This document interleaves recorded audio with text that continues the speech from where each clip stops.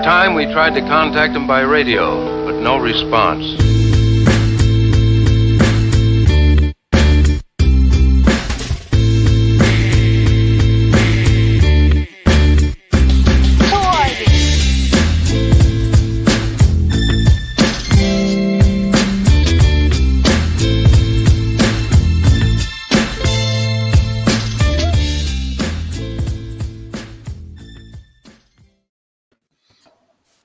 Yes, y'all. Welcome into another episode of the Dumb Marks podcast. This is episode 40? 39. 39. Oh, the big 40 coming up soon. There we go. Next week. I was going to say, normally I go off the ticker at the bottom. You know, as you can see from my name today, COTBH, I'm contractually obligated to be here. I did, after you forget it. The podcast turmoil from last week where I walked off the show live on air. Shout out to everybody that watched the One Gotta Go vid this week, up to about 2,500 people. Appreciate you guys liking, sharing, watching the vid, leave some comments. So, if it wasn't for a made up contract, I wouldn't be here today. So with all that. Yeah, kayfabe, brother. With all that being said, I just, something I want to get off my chest this morning. Fuck Pittsburgh weather, okay? The worst weather out there. I love it. It's Last weekend, it's 90 degrees. It's sunny. I'm laying 66 bags of mulch on my hillside between my retaining walls, sweating my ass off, getting prepared for Memorial Day weekend. And 7 days later, so sucker fat babies, you know what, okay? Unbelievable, man. It's going to rain today. It's going to rain tomorrow, 4-day weekend, and you get nothing out of it. It's just like, it's time to move. Time to get up out of here. Can't deal with this 52 days a year with sunshine, and the rest are cloudy and gray. No wonder why the mood is what it is in this city. Unbelievable. I need to be outside. Take your ass now. Unbelievable. Living here, I firmly believe seasonal effectiveness disorder is a real thing. I know people shit on that, but gray skies all the time, it affects you. Absolutely. So with that being all said, thanks to everybody that tuned in last night for our first ever watch along edition show of the Dumb Marks Pod. So in Bell to Bell today, we will not be covering AEW. We did that last night on the show as we watched along with Dynamite and gave our predictions for the pay-per-view tomorrow, Double or Nothing. So if you want to tune in and watch that, hop on over to our YouTube page. You can catch that video there for that breakdown. But again, shout out to everybody that tuned in last night. Thanks for the comments. Made it interactive and fun. We enjoyed it. Might do that in the future and got some other ideas percolating in the back offices of the Dumb Marks production. We're coming up with some different ideas for the After Dark show. I had fun doing a watch along. It was something different to do.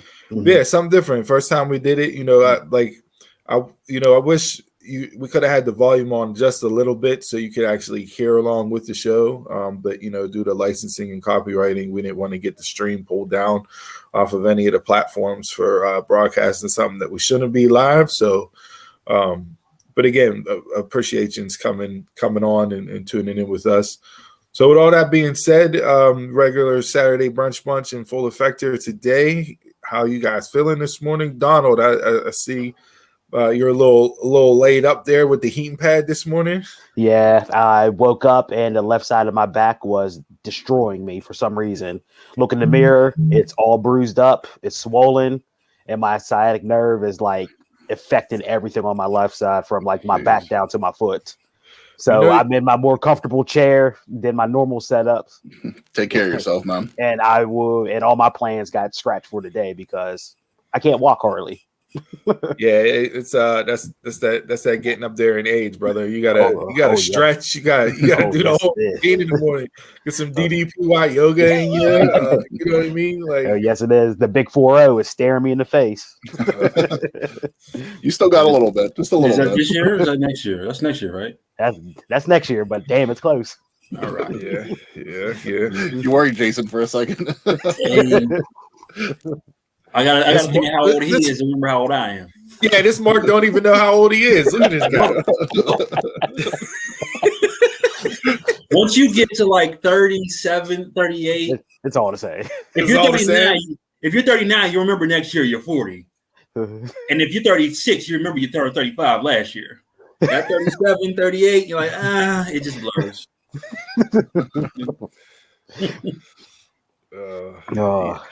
All right, what do you guys want to hop into first in the intro here? Get through some stuff for the week.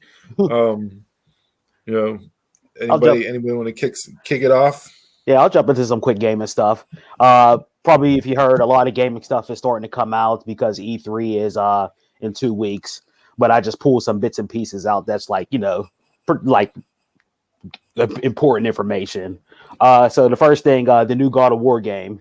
So far, they announced that it's only going to be next gen only. So PS4 users, I'm sorry, but the game have to go next gen, especially with that.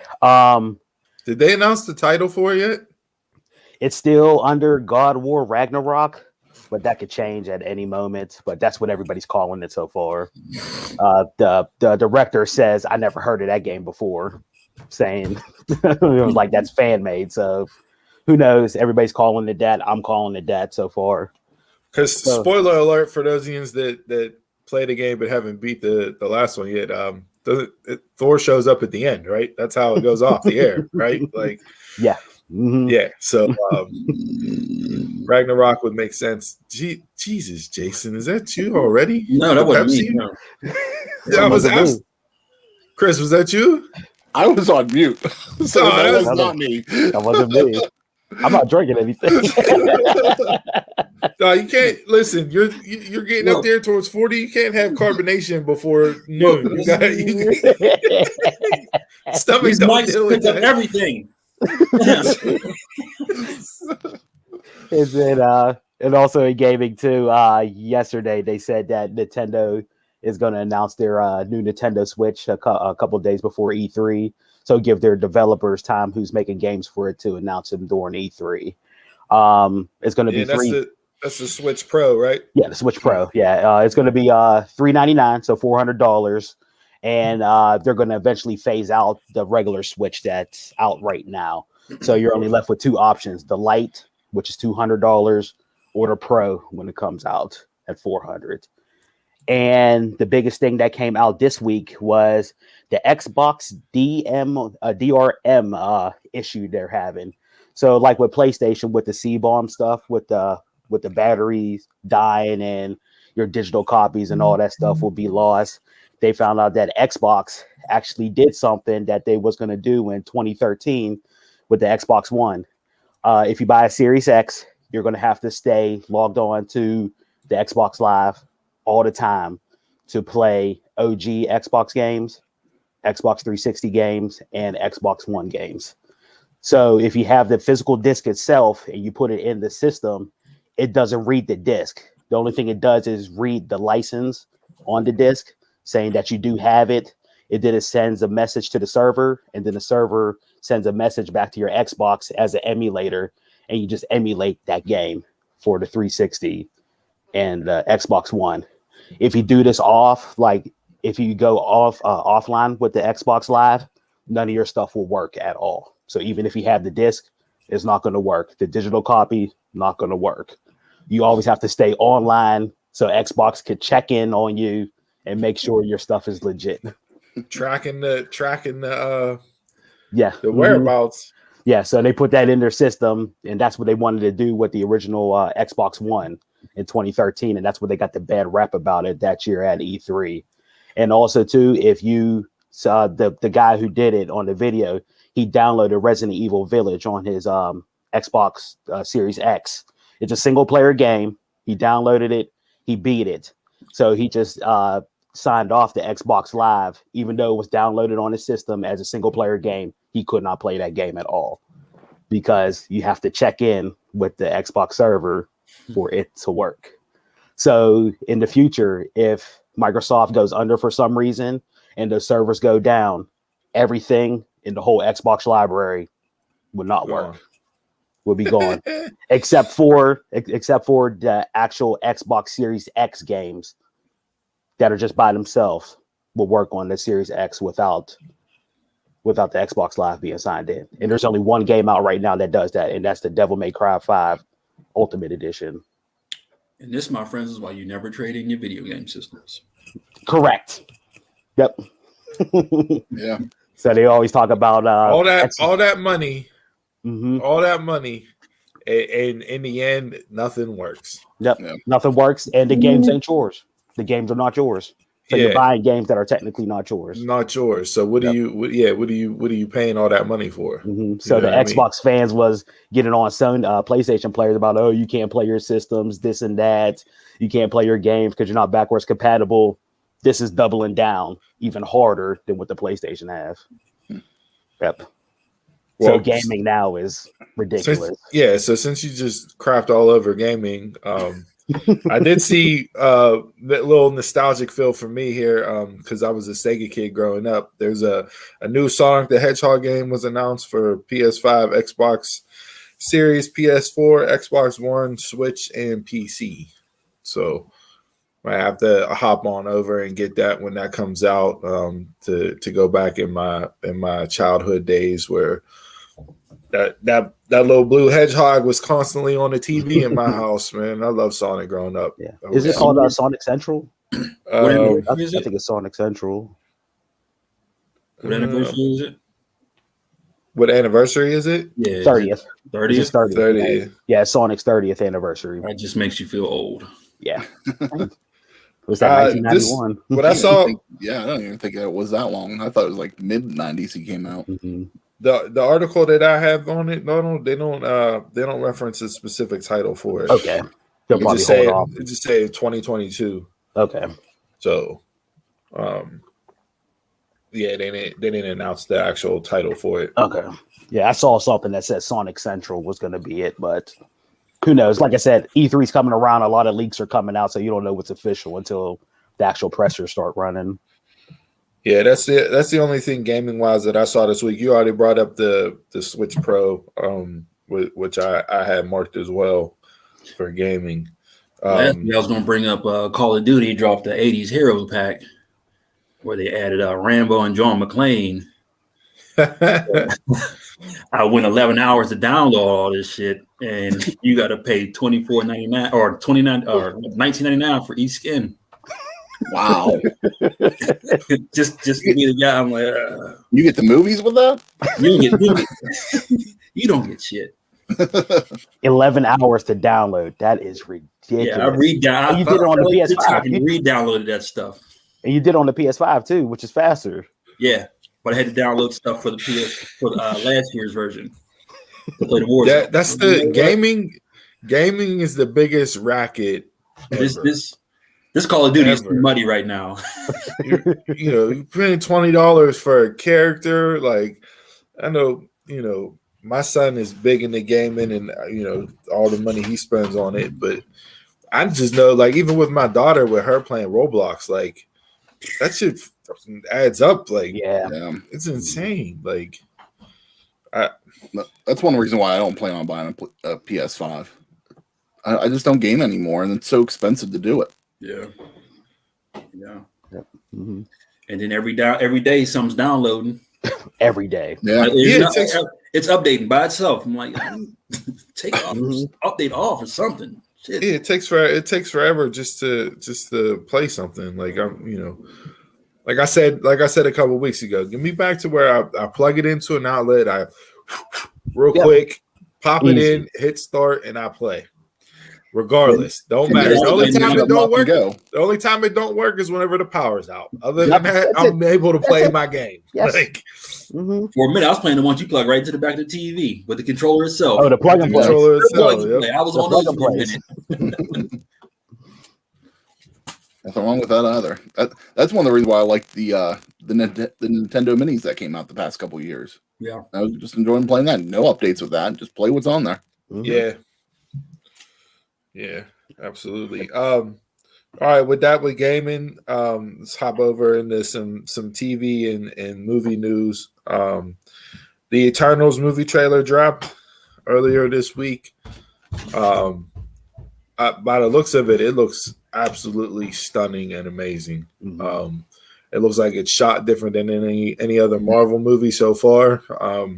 I'd say maybe the closest one to it, like visually, you could say probably Black Panther with like some of the ways they shot like Wakanda and that and the feel of it. But this to me doesn't seem like a your typical superhero movie just by what they showed in the trailer early on. So I'm really excited for it. You know, I know Eternals, you could say, is probably like their first Marvel's first, I guess, true foray into characters that aren't as well known unless you're reading comics, compared to what's been released already from that standpoint. But looking super looking forward to it. I didn't know they added Kit Harington. Yeah, I don't know much. Like, I don't know anything about the Eternals, so this is like, you know, new eyes, new everything for me. Seeing all the funny memes about it. Where were you? Every time we were getting our ass whooped. Hey, there's definitely going to be a lot of new content for this next phase of Marvel. So a lot of new characters coming in. Yeah, sticking with the Marvel theme here. With that, I did see that, and I'm gonna completely butcher her name, so I do not, don't completely trash me for mispronouncing her name, but I don't even know how to say it. Just move on. Denai Guerrera, Guirira. She's going to be back reprising her MCU role as Okoye in Black Panther 2. Okay, I know who you're talking about. Yeah, yeah. I know. As well as the Black Panther TV series on Disney Plus. So, I wasn't aware of the Black Panther TV series on Disney Plus. I didn't catch that one. We talked about that. Yeah, it's just it was something they added late. Is it gonna be like animated, or is it gonna be? No, it's gonna be a live action. It's gonna be live action. Okay. Yeah. I think Black Panther 2 will come out first, and then later on will be the series. Will be after that. Okay. Yeah. So you're probably looking at a couple years from now. Yeah. So there's that news there. And then I saw DC for Green Lantern.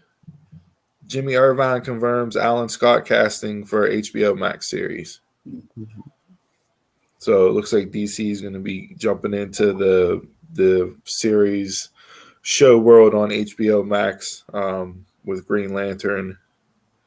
And sticking with DC, Teen Titans season 3 is slated to release in August. Okay. Titans. Yeah, Titans. Titans. Okay. Season 3. Yeah. I wonder when that was coming back on. Yeah. Small hiatus. Is that on HBO Max to watch? Yeah. It's good. Yeah. So that was some DC news there. Some other quick hitters that I saw TV wise this week. I saw the Garbage Pail Kids. Those of you that are our age, Garbage Pail Kids is getting an animated series on HBO Max, and it's in development from Danny McBride. So I think that'll be good. That'll be interesting. Yeah. Yeah.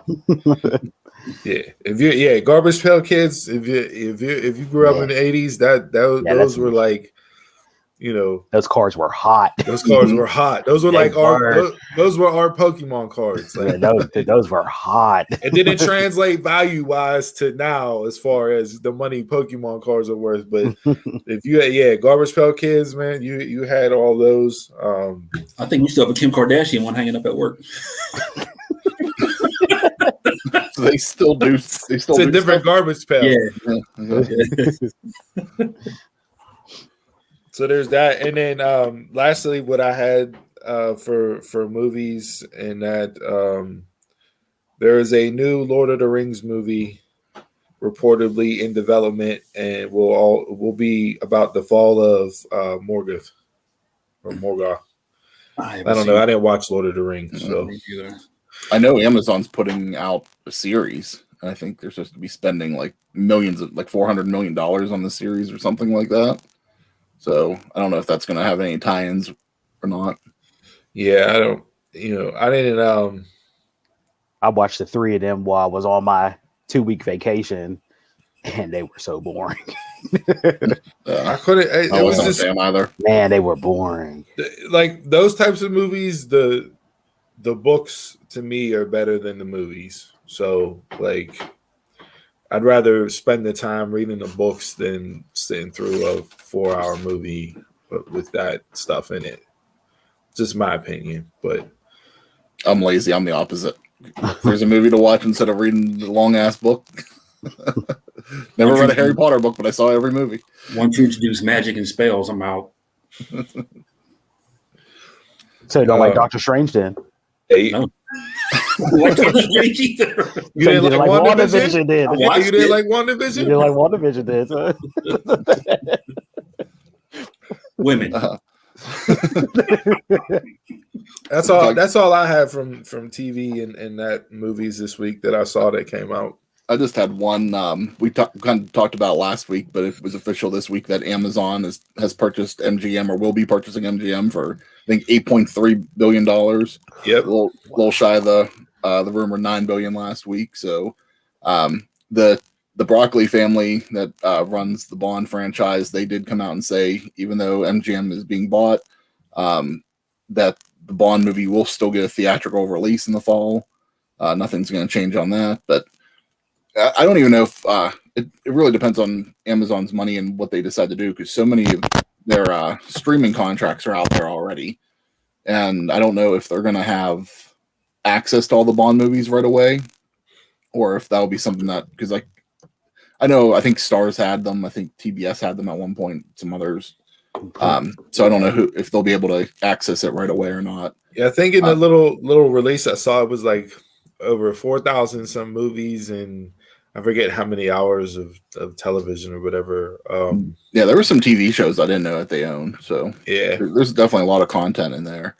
I forgot the Rocky series was a part of that too. Rocky Rocky and Creed. I forgot all about that. Yeah, I didn't realize that. So I mean, this is just Bezos continuing his takeover of everything. This will be his, I guess, in a way, this is kind of like his last hurrah, one. because I think I saw that he's going to step down July 5th. Well, yeah, that, and I mean, he already got in the NFL with the TV rights there, with getting Thursday night games to be shown live on Prime. So this upcoming season, I believe he gets 8 or 9 games out of the 17 game schedule. So if you don't have Prime, you're not going to be able to watch those Thursday night games. That's crazy.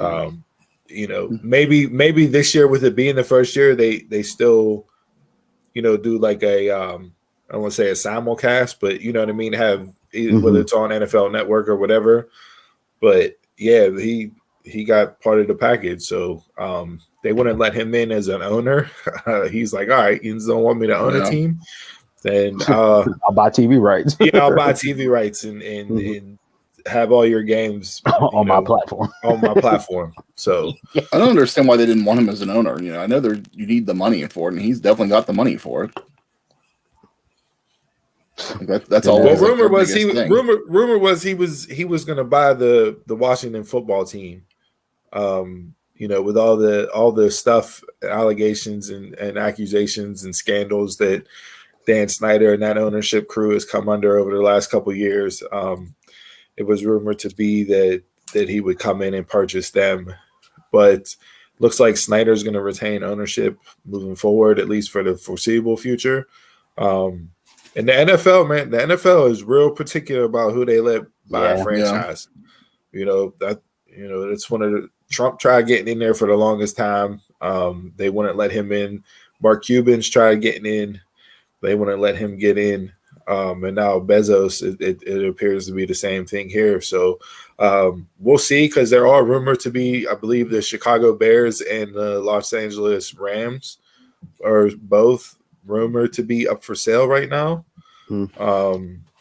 So yeah, we'll see what comes about here in the future, but it's really hard to get in on an NFL franchise. Yeah, They're real particular. It seemed like they like that old money better than the new money. They like the family-based old money. Yeah, but Bezos got new money that's never gonna run out. I know. So there's that. One other thing, Jay, I thought I'd bring this up for you since you're a bit of a sneakerhead here. The Orlando Nike Air Penny 1 returns. So the pennies that were one of the hottest shoes we had growing up. You had the pennies, you had what else? The Barry Sanders, Griffey's, Grand Hills. Grand Hills. I seen a post about those yesterday or 2 days ago. Yeah, so it's so they'll be returning for the first time since 2011. So don't know what price tag they'll have. They still look just as good as they did whenever I was younger. Like I still might have to go out and cop a pair. I would say they'll probably be anywhere between like 130 and 160 is what I would guess. If I still had them, if my brother still had them and they were in good condition, I'd still be rocking Barclays, Weber's. The Pippins. Those penny ones you're talking about, are those the ones that have like the air written in them, or were those like the foam looking ones? I was going to say there. Say that again, Donald. You froze. Were the pennies you guys talking about, were those the ones that have the air written in the side of the shoe, or were those the foam looking ones? Not the foam. Okay. They were the okay. All right. Yeah. Gotcha. Yeah. So, but yeah, I'm gonna keep my eye out on them. Hopefully, all the bots don't buy those up and try to resell them for $400 or $500. I might have to get my brother-in-law, who's big into the shoe game. He's done his stuff there. I might have to get him on there to get me a pair, without trying to get them at regular cost and not the black market raised up price. It's always good to have a connection. Yeah, but those probably would go in my top 5 of like shoes growing up that were like hot to have. Like I said, I put those up there with the Griffey's, which came out again a couple years ago. The Barry Sanders shoes and cleats were hot back in the day. But yeah, so that was a little bit of sneaker news I found. I thought I'd bring up to you.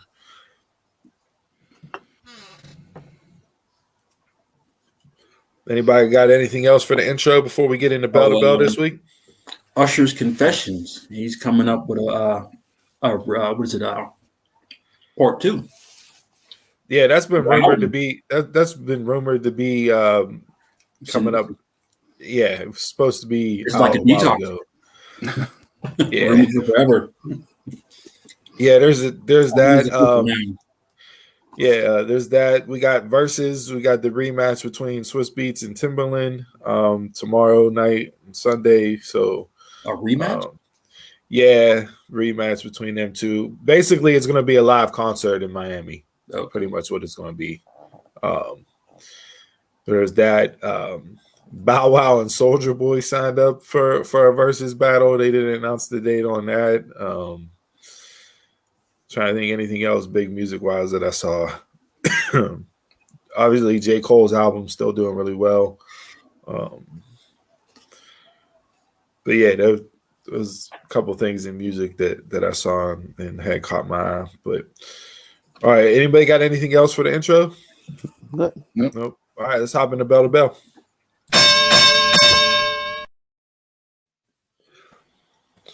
Ton going on Bell to Bell this week, as usual. Like I said in the intro, we did AEW last night, so we won't be talking about anything from that promotion during Bell to Bell this week.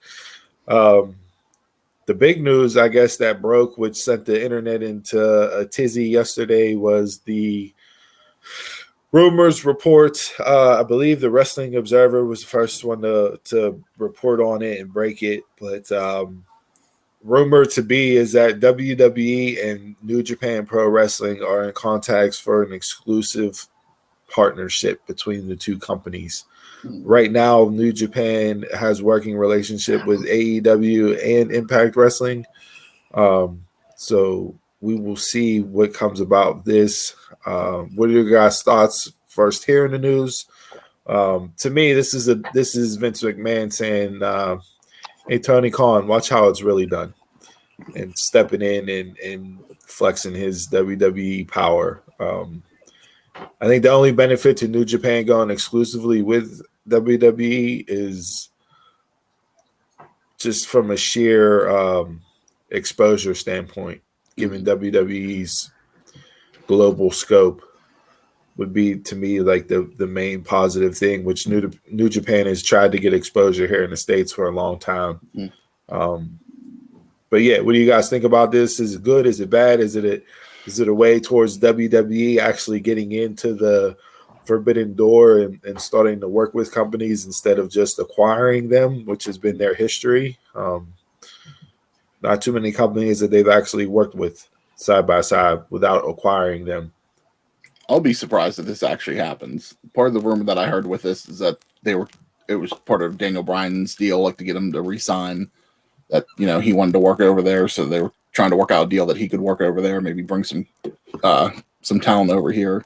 The only reason why I don't think it's going to happen is, one, Vince doesn't care about anybody else but his own people, and two, he doesn't, especially whenever the real talent that's in New Japan, if they have any trouble on the mic, he needs you to talk on the mic, and how is he going to put you on TV if you can't address the audience? And that's my two biggest concerns with the whole thing that makes me think that it's not going to happen, or it could already be dead in the water, because there've been talks, you know, NXT and Evolve talking a little while back, and then it came out not long after the rumor broke that died months ago. Yeah, but they bought Evolve.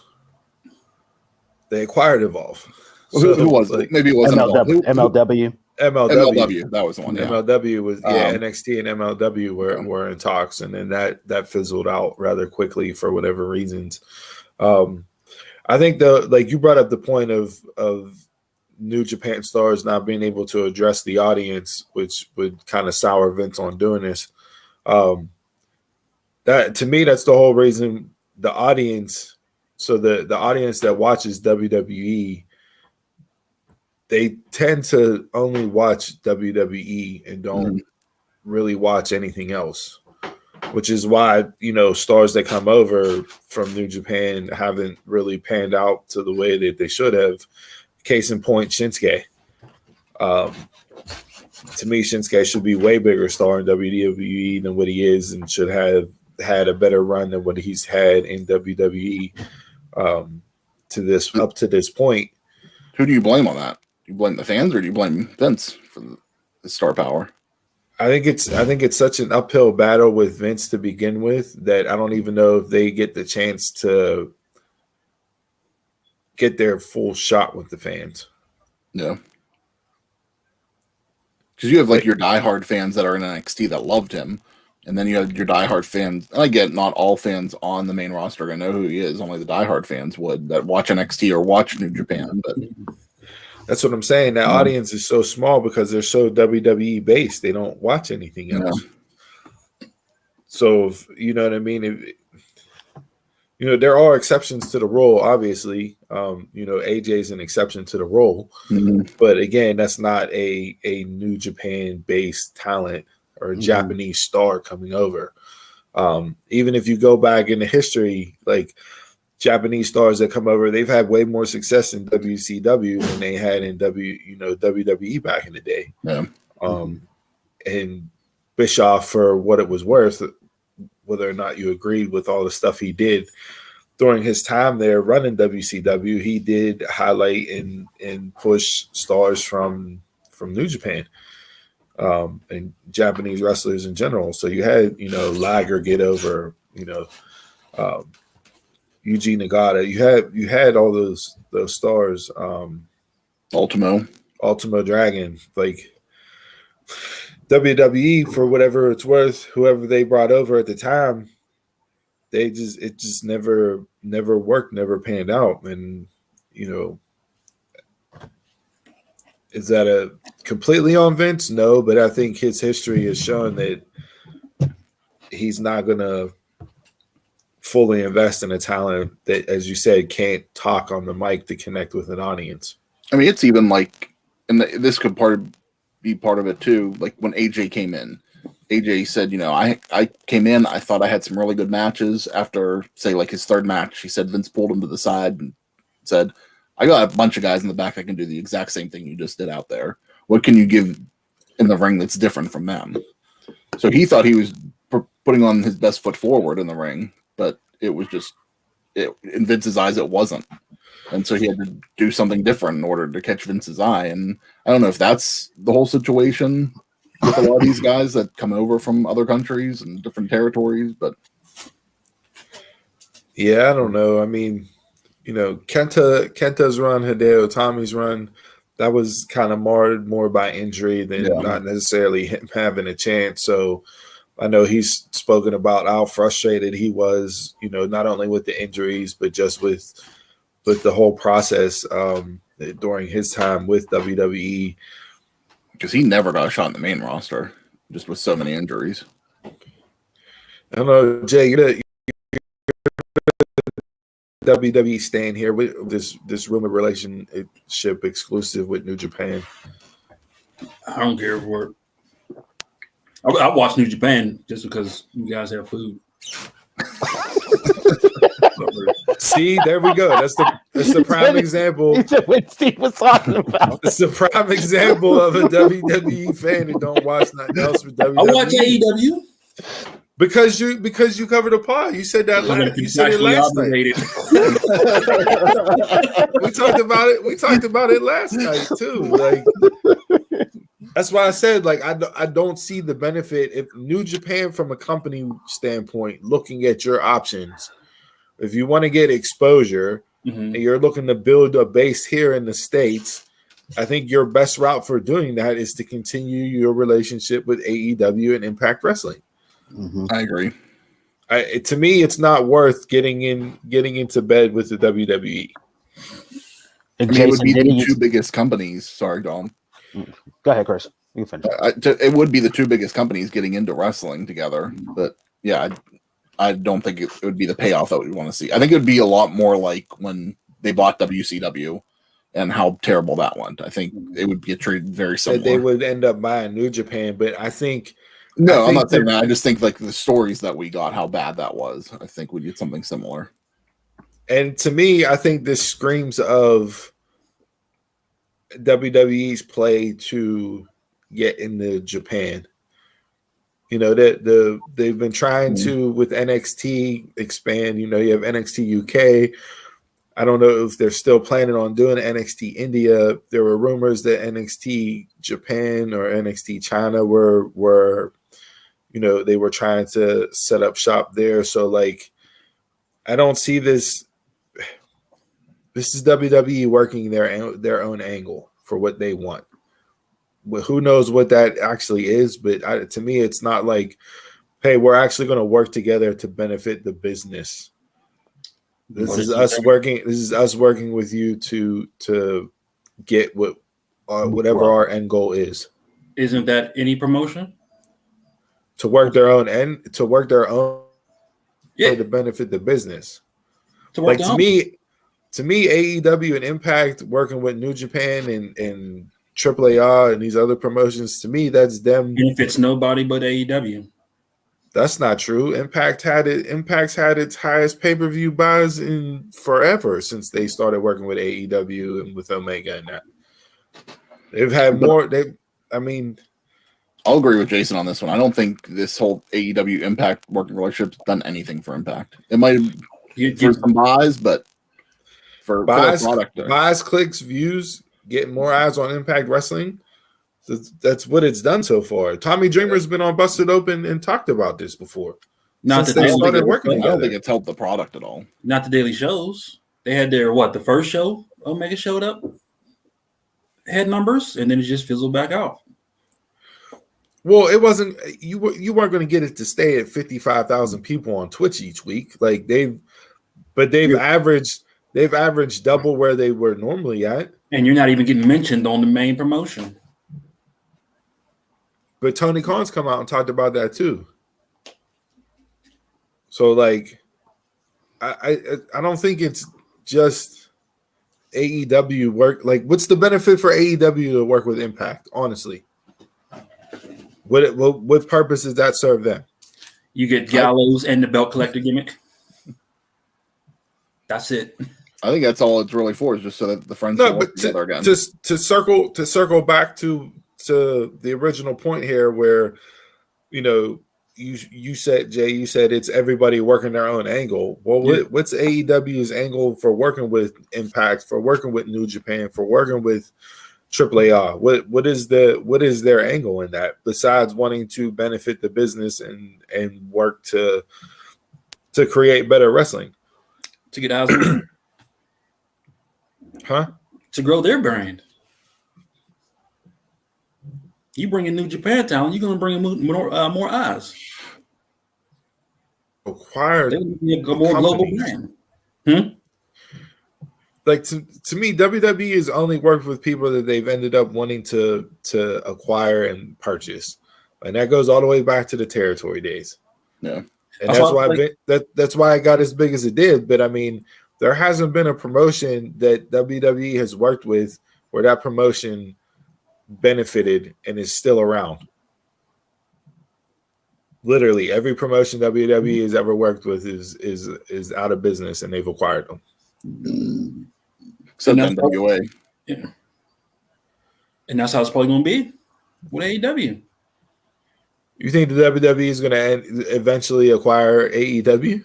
No, AEW, and I'm not saying they're going to acquire them, but it's for self-benefiting purposes.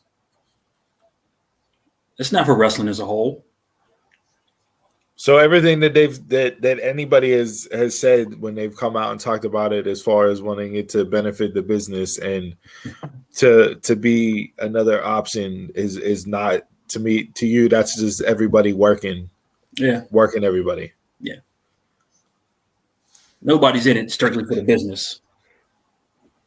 I don't think AEW was started with that purpose. I don't think that's why the promotion, came up and developed into being a promotion. It started up, the AEW started up as an alternative product. They saw that there was a place in the market for another wrestling company, that all these talents that didn't get a shot or were overlooked, whatever the case may be, could come together and put on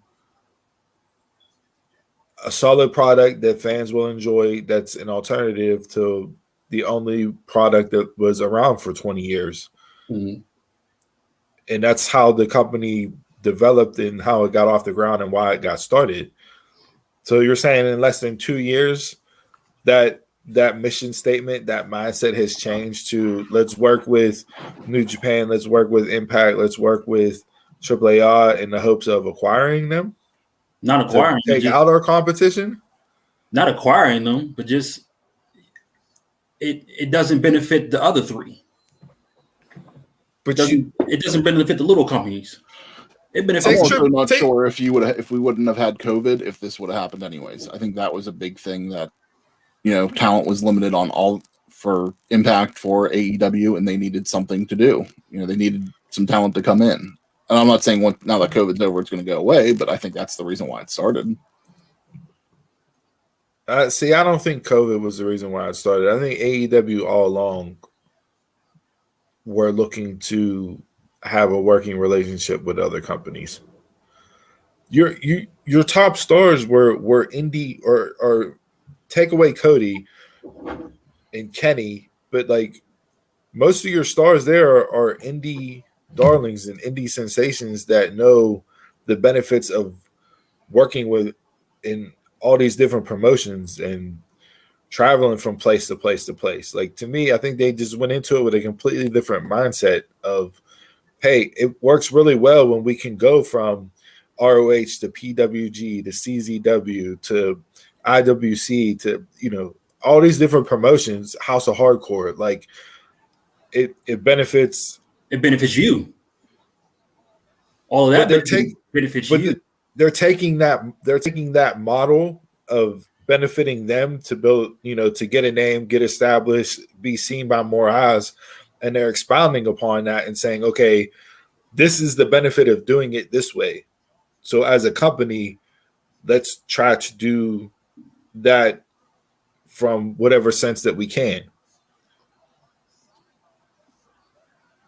You spend it how you want. Everybody's in it for themselves, man. Got jaded on Hogan. Yeah, you're literally saying that and I know the wrestling business gets the rap of just carnies and snakes and everything else, and it's always about me instead of we. But I don't.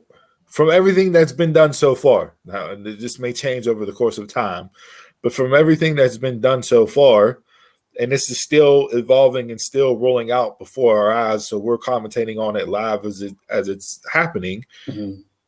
I don't see the me over we mentality so far. Mm-hmm. I don't. I think it's still working as we, and AAA, we don't get that benefit of watching that unless you watch the Spanish version. So can't really see the true impact in that. But Conan's talked about it from time. I mean, they just announced, Omega and Andrade to main event AAA. That's been finalized. So you don't think that benefits both companies? Do you see the belt going back? Honestly, that you may, depending on how this evolves, between now and August with the storyline with Kenny, I wouldn't be mad if Andrade wins it and takes it back to AAA. If they do that, then I'll believe in we over me. Because I think in August that will be 2 years that Kenny's held the title. Yeah, he held that belt for. I was just about to ask you, how long have you held that belt? But one of those years was completely ex-nay because of COVID, so you can't even count that. I don't think he would have held the belt as long as he has. I think he would have lost the belt. I mean, he's only defended it twice. Phoenix and Laredo Kid were the only two title defenses that I can remember that he's had. Just due to the travel restrictions and not being able to go over there. So, would it be smart for him to drop it to Andrade so it's actually back in Mexico and they're able to do more with it in the promotion itself? Yeah, but again, we don't know what the travel restrictions and what everything's going to look like come August. Mm-hmm. I mean, you may be able to travel back and forth as long as you're vaccinated or whatever the case may be. So that could lead to Omega doing more shots down there for pay-per-views and defending the title more.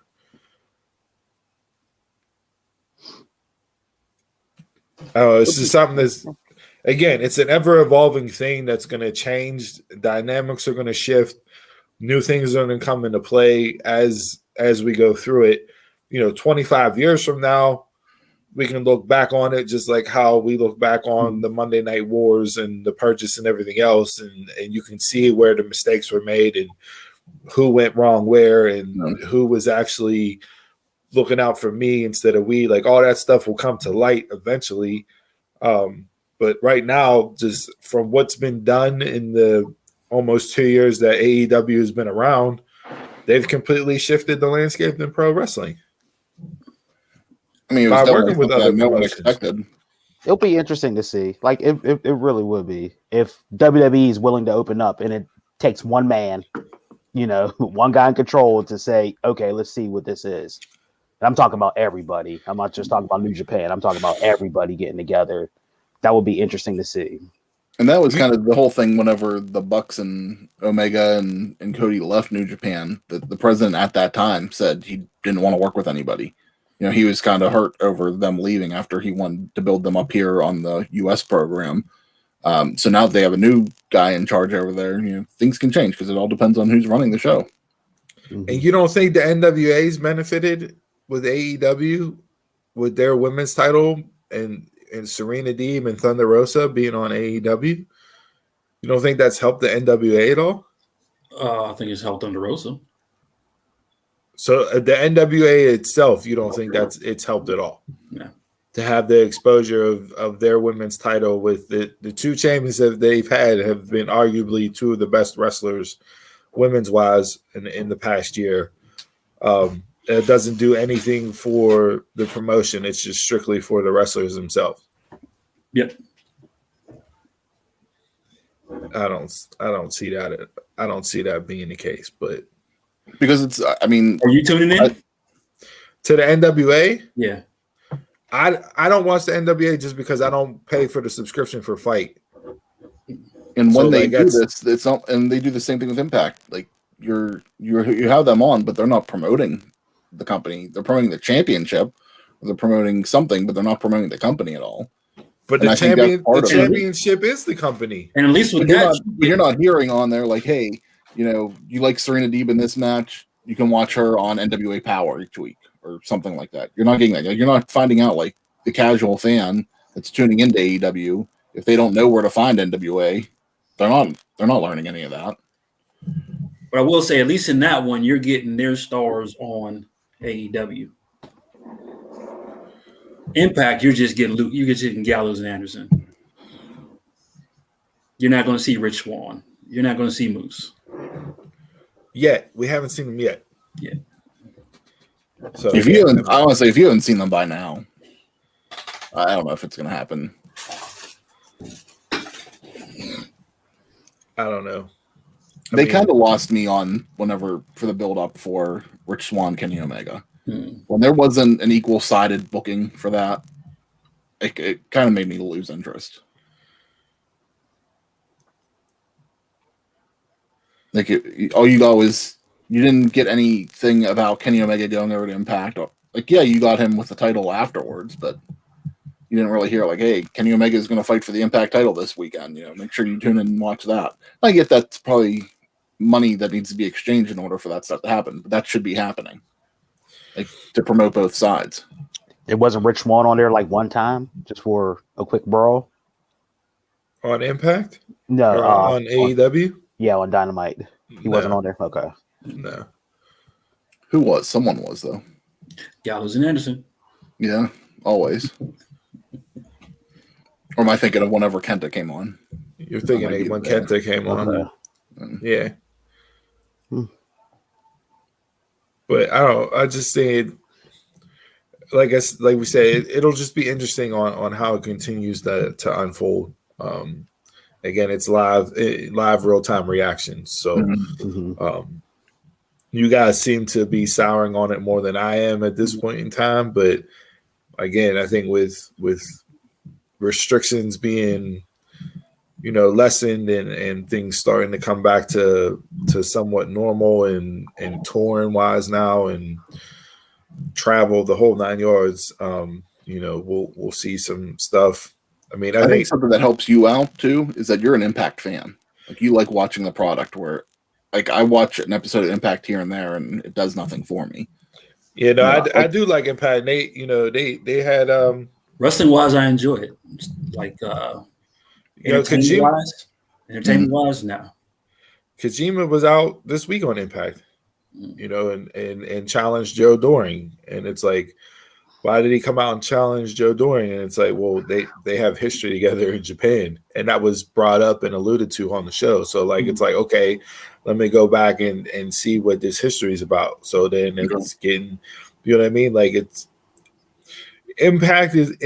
I will say this, out of the working relationships from an Impact standpoint, from what I've seen so far, Impact and New Japan, and this, I don't know what New Japan's doing on their show as far as promoting Impact, but Finn Juice was over there with the belts, traveling, defending the belts. Impact and New Japan, I think, have benefited more from each other than AEW and Impact. If you're just comparing those three, with Impact being the common ground, I think New Japan and Impact so far have benefited each other more than AEW and Impact. So now, were they always in talks there? No, they haven't always been in talks. Okay. And I'm surprised the talks. So, and this comes back to the invisible hand himself. I think Don Callis probably played a huge role in all three of these companies working together. Because of his time in New Japan as a commentator. Obviously, he was a vice president of Impact Wrestling with him and Scott D'Amore, but he's finished up in that role and is rumored to be going over to AEW full time as a performer. And then obviously with his relationship with Kenny from New Japan and working with AEW. So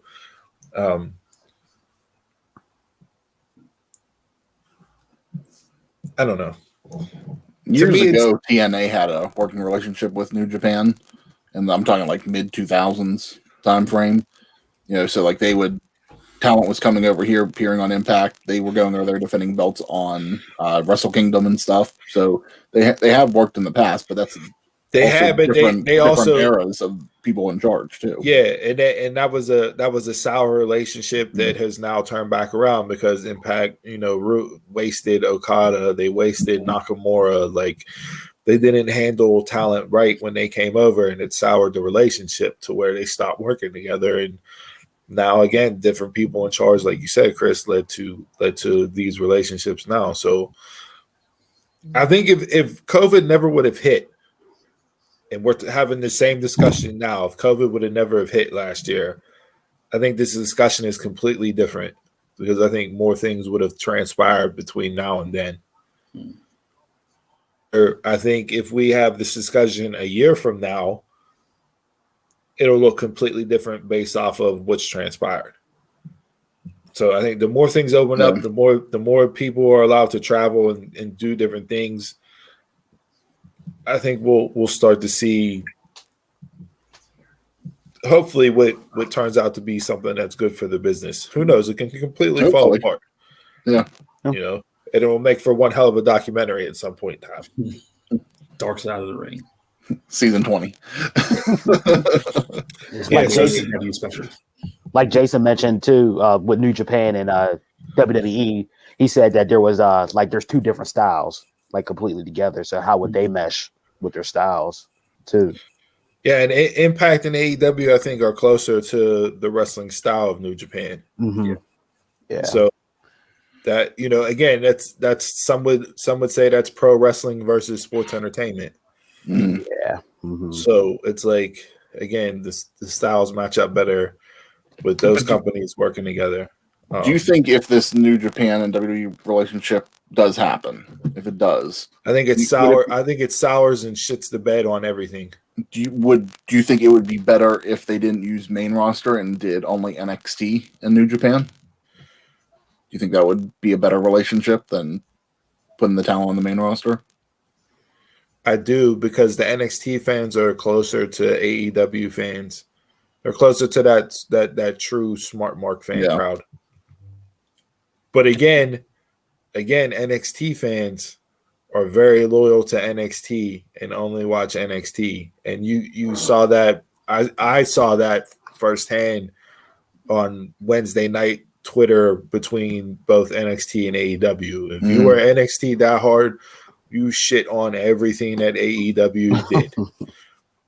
And if you're an AEW diehard, you shit on everything NXT did. See, I think the problem, especially with fans, and this is a broader scope problem with here in the US, but you don't have to pick a side with everything. Enjoy it all. Yeah. You can enjoy it all. And that's the whole point, I think, of what this working relationship is. It's to bring eyes to different talent from different areas across the world to show, hey, wrestling is wrestling. You can enjoy it no matter who it is.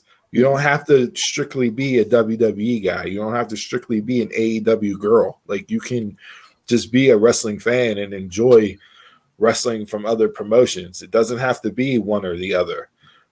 And hopefully that's the place that we get to, but the internet wrestling community is extremely toxic at times, and people continue to, like I say, shit on each other and wave the flag at their side. Wave the flag at their side. The one thing that I'll give NXT, because I mean the NXT diehard fans, especially whenever they were just at Full Sail all the time taping. I went down there for one of their pay-per-views, when they first started in 2014, and when I was there when Kenta debuted at that takeover, and the fans just absolutely ate that shit up. It's like, and they're diehard fans, so I think that there are enough diehards that are there that watch other stuff other than just NXT. But I just the short of it, I just think it would be a better working relationship as NXT New Japan instead of main roster WWE New Japan. I would agree with that based on NXT's history. I mean, you saw the success with Shinsuke. Kenta was what he was until he got hurt there. Mm-hmm. The women that have come over, from Japan, whether it's Asuka, Kairi Sane, now you have Sari, like those have all been big stars in NXT, and that would Triple H would treat it so much different than what Vince would. And to me, even that's a different style of wrestling. Yeah. And for this name, it's just like the main roster is more like slow it down. Sports entertainment. Yeah. Sports entertainment. Stop pose for the camera, give you a shot. Catch the move, process it, oh shit, then move on to the next thing. Instead of just bang, bang, bang, bang, bang. Yeah.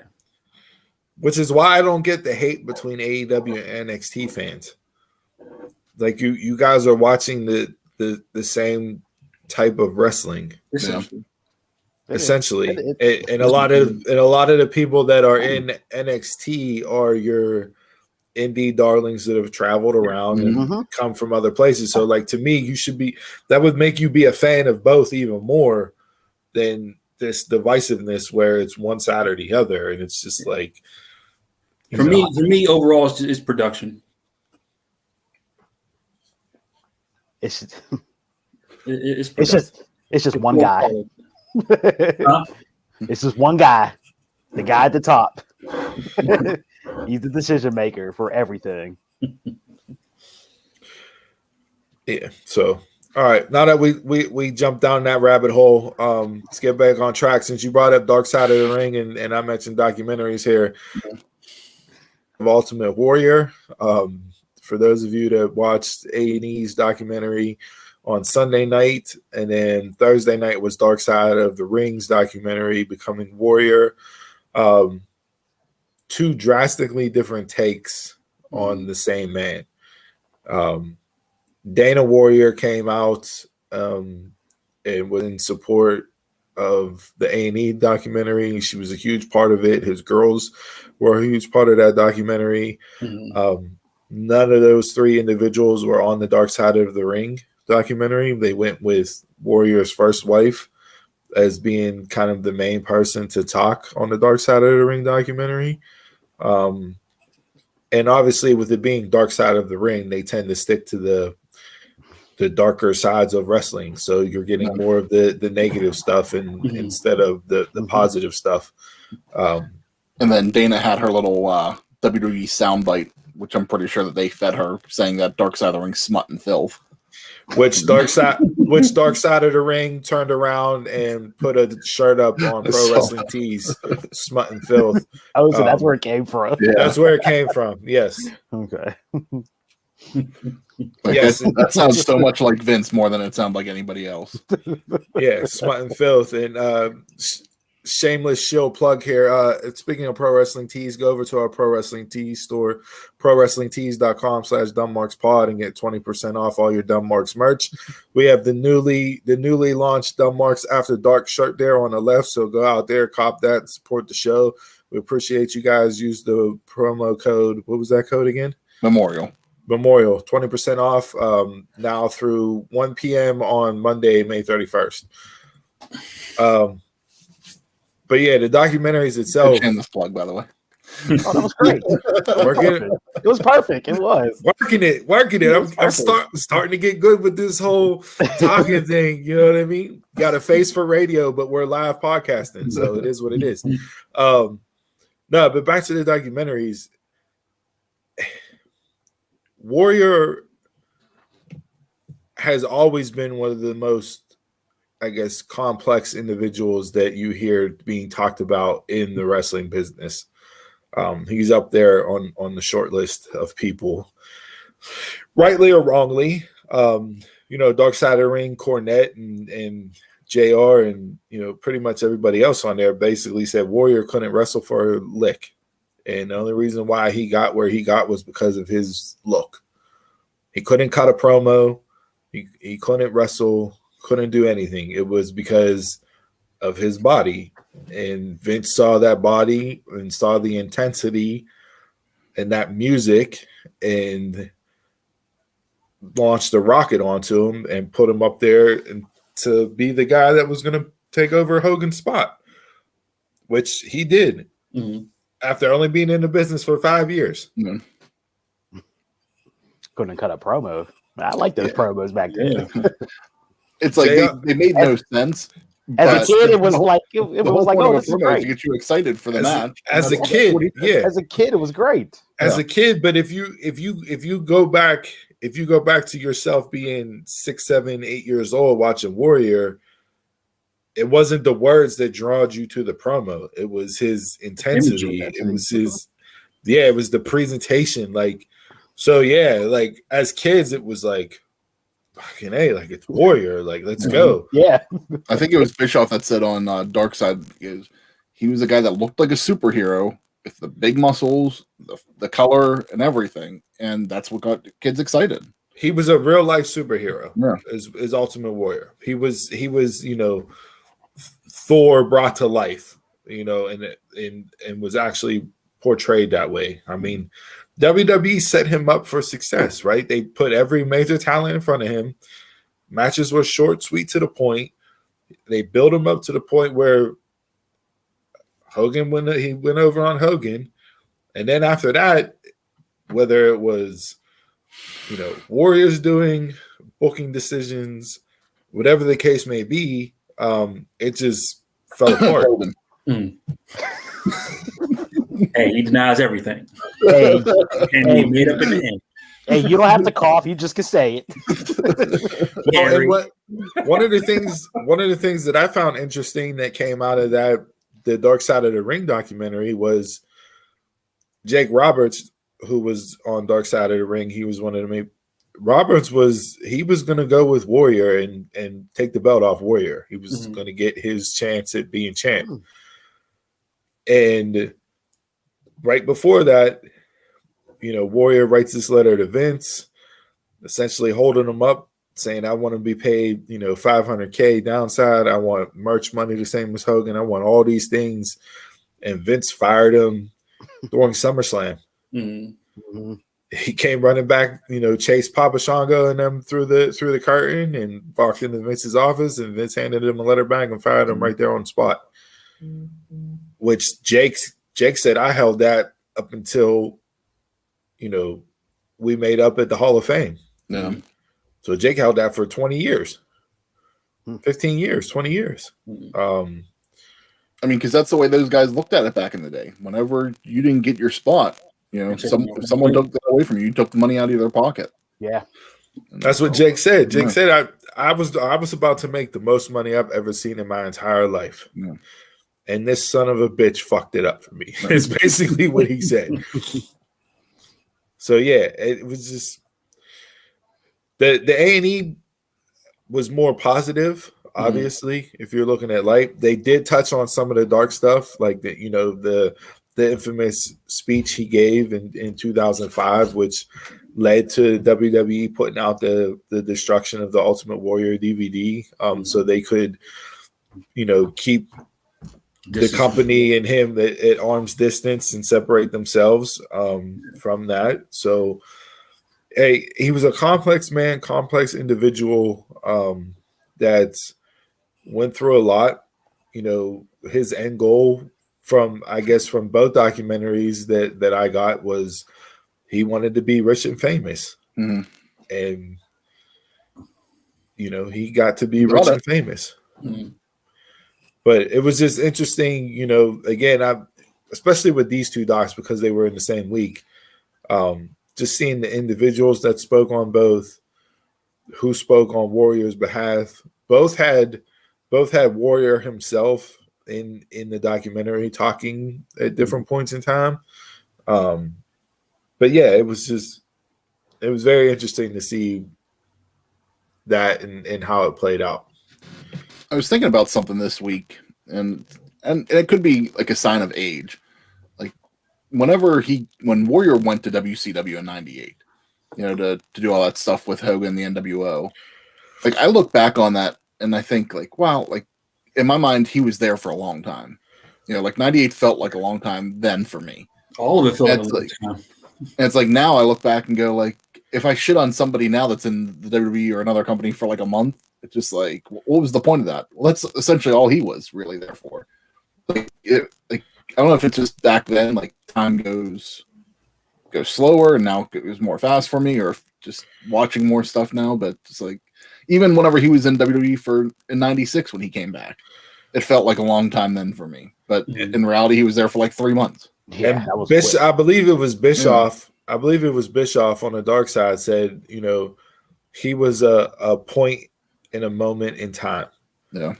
So longevity wise, he didn't have it. You know what I mean? Like he didn't have the career Flair had from a longevity standpoint, or Michaels or whatever. It was a blip for a specific point in time, and that was it. As fast as he came in was as fast as he gone out. But the fact that he was there for that short amount of time and is still looked on and revered the way that he is from fans that are our age, just goes to show you how good WWE was back then at making somebody a star. I mean, I think we've talked about it on the show before. The reason I got into wrestling was Ultimate Warrior. The first match I ever watched was Hogan Warrior WrestleMania 6. That match, seeing the Ultimate Warrior, became the fan. And it's just like, and I sit there and look back now. That was the end. That was the end of the run. More. He had his title run for that year. Because when did he? Because I mean, looking back now, he won the Intercontinental title off of Honky Tonk Man. What was that? SummerSlam '88. Yeah. So I mean, he had like year and a half, 2 years roughly there before he got his title run. Yeah. And then he won it at Mania and he dropped it at SummerSlam. No, he dropped it at Rumble. Slaughter was Rumble. Yeah. So that 7-8 month run. Yeah. Forever. It seemed forever. Exactly. And that's what I was trying to get at. It feels like it was so much longer. Yeah, that is true too. We're seeing wrestling every day, and it's like, it felt like such a long time whenever I was a kid, and here you look back and it was a blip. Right. That was pre-Raw. That was all Superstars Saturday morning. Yeah, and you didn't even see them every week. No. Yeah, it's like you saw Warrior maybe once a month, if that. Yeah, no, but yeah, I mean that there's plenty of docs out there on Warrior. These two, I would, if you're an Ultimate Warrior fan, I would definitely suggest watching these two, and then reaching out to us on social media, letting us know what you guys think of the docs, how they compared, what the contrast was. Would you like to see anything different from each doc? But from the criticalness of the A&E documentaries, the Warrior one was nowhere near as bad as Savage. Yeah, no. And it's like Warrior compared to Savage. So again, it draws back to the fact that Savage one is such a hit piece. But do you think it's because of WWE's relationship with Dana? With her being on the payroll and everything? Could be. Always that Warrior Award winner during the Hall of Fame. Yeah. I think some of it may be recency bias. That's true too. Yeah. I think the JR, I think it was JR towards the end of the Dark Side of the Ring doc. He said Warrior went his entire life battling things and not being at peace.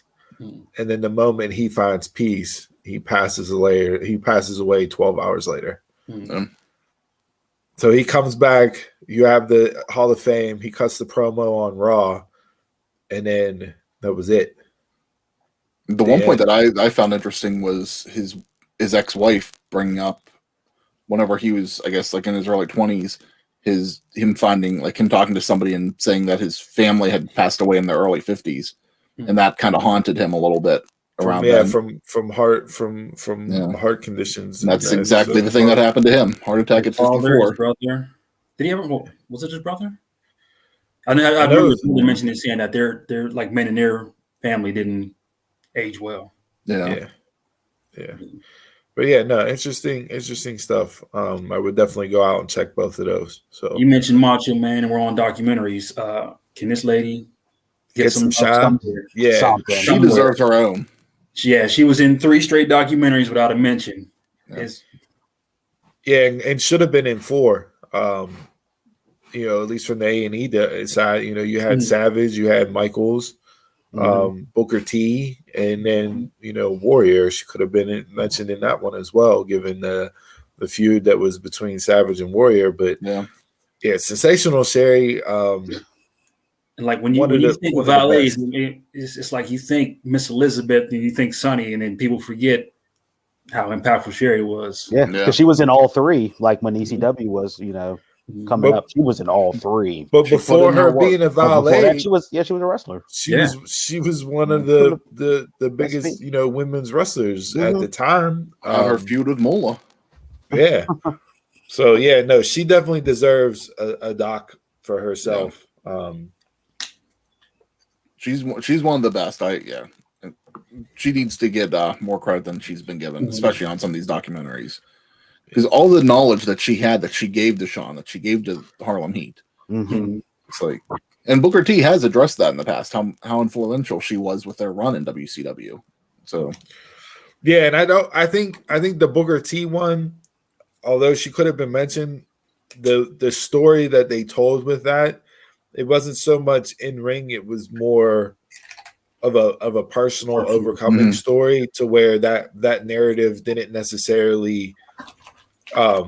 Needed to be how influential she was in ring wise with him, because it was more the personal side of it and what he overcame and everything else. They didn't deep dive into in ring wise, because they showed her a good amount, like in that segment, with her and Harlem Heat. I just felt like you could have at least mentioned her, like given her accolades. Right. Yeah, maybe they did. Maybe they cut it, but who knows? Yeah, we'll see. I will be interested to see, Dark Side of the Ring with what they've been doing these specials with Conrad, where leading up to this season, they went back to season 2 and they did unaired footage, and they had interviews with different people, and that. I haven't watched any of those yet. I've watched a couple of them. They're very good. Very good. Is that the talk show? Yeah, it's kind of like the talk show format. But I'll be very interested to see if they do that again for season 4, and what comes about with this unedited warrior stuff. Because I'd like to hear them address, basically what Dana Warrior said and how that played into it. Whether or not they reached out to her to be on the doc, so on and so forth. Like, some behind the scenes stuff I'd like to get into there. All right. So enough with documentaries and that. McFoley's on tomorrow night. You can tune in and watch that if you're not watching AEW's pay-per-view. So let's get into some actual wrestling from this week, main roster wise and otherwise. What did you guys think of Raw and SmackDown from this week? NXT as well. We'll just cover everything WWE right now. Didn't watch any of it. To me, Raw was the best show of the week overall. I think SmackDown had the hottest start. Yeah.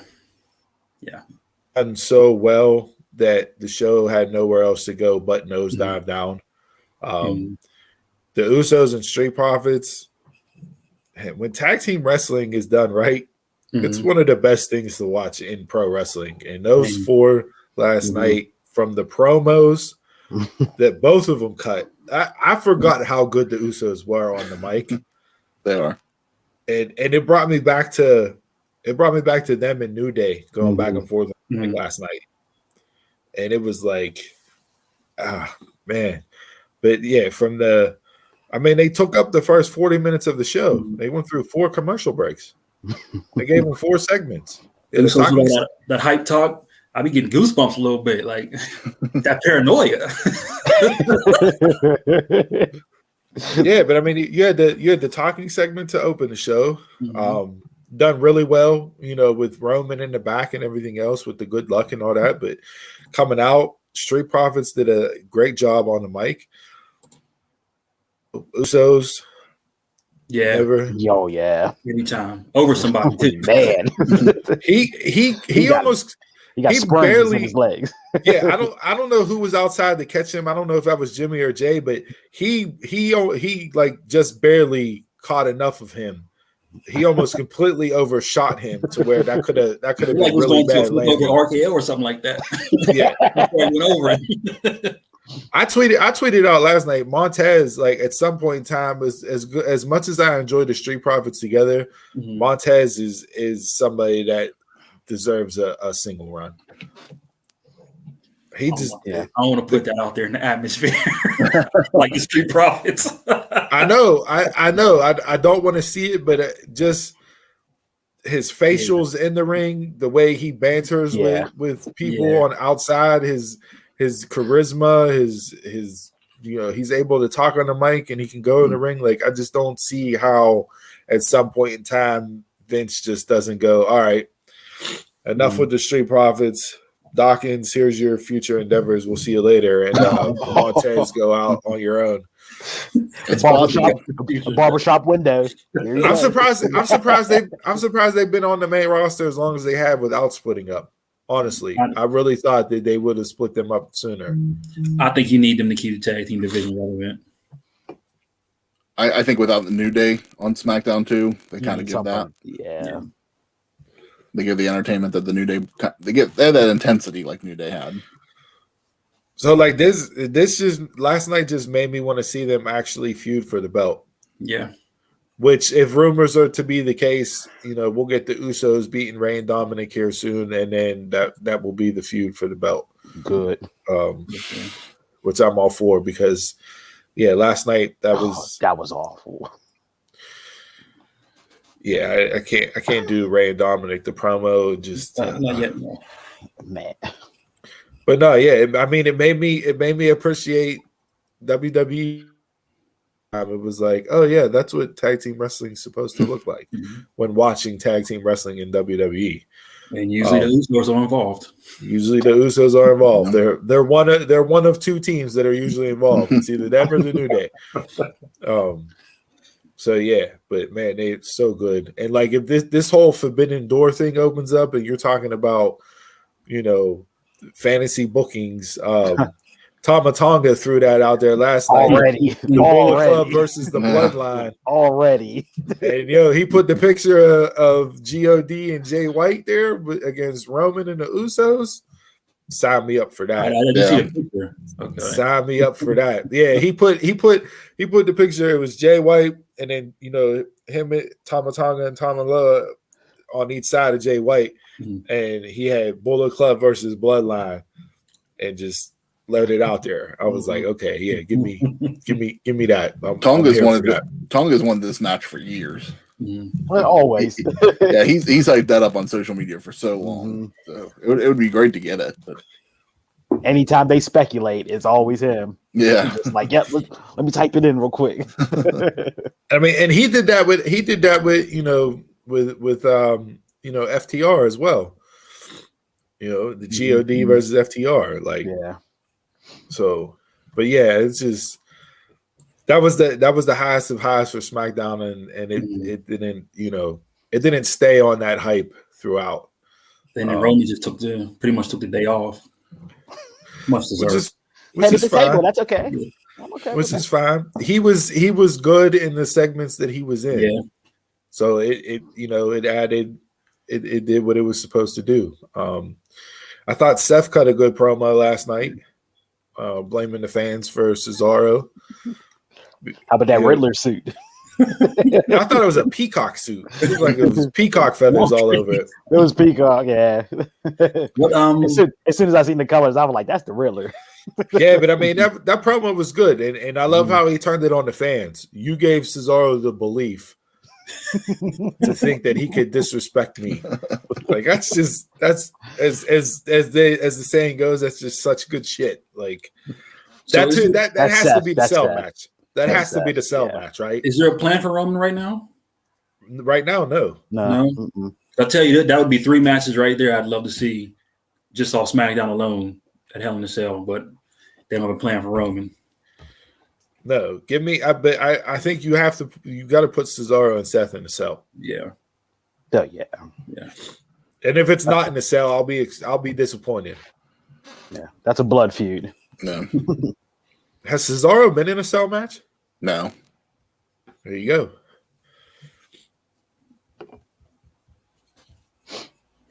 So Jay, you brought up. I didn't really have anything else SmackDown. Those were kind of the 2 big things. I did like Bailey's segment. Mm-hmm. Thought Bianca and Carmella had a decent match. Yeah. That was called out Cole. That was gold right there. Yeah. But whenever he fumbled Bianca's name at the end, she called him out right there. He called him out on the spot.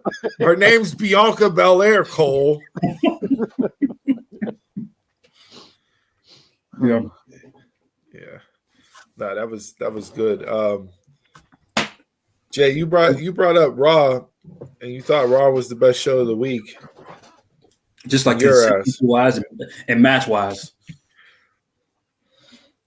There were some really good matches on Raw this week. Even though a lot of it is it just has Drew in it. So I soured to begin with on that one. They got to do something with him. I mean, not Drew like in a title picture, but they just got to remove him. Complete, like to me, he's bringing the show down. This week, although a lot of it was rematch wise, I think it benefited from the matches being good. Mm-hmm. Like you said, Jay, like that helped not necessarily take away the sour taste of it being, oh my God, I'm getting Asuka and Charlotte again. Like, come on, I'm getting Cedric and Shelton again. Like, that was good. That was a good match. The matches were good that it made you like forget, okay, I'm seeing this again for the umpteenth time in how many weeks. Like, but well, yeah. At least Charlotte and Asuka wasn't like feuding. It was to get to another point. Right. Which I don't get how Asuka I don't get how last week Charlotte won this week and Charlotte's in the match. Yeah, I don't get how Charlotte is just automatically giving the title shot at Hell in a Cell, but it is what it is. Don't mind it, but yeah. Riddle Xavier Woods was great.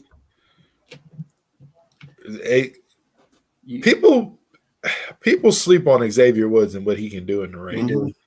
They do. And he's to me, I've enjoyed him in the ring ever since he was Consequences Creed back in Impact and TNA days. I feel like you got so used to him being a sideline guy, just from like injuries and being a trombone player that's where you forgot he's good in the ring. Yeah.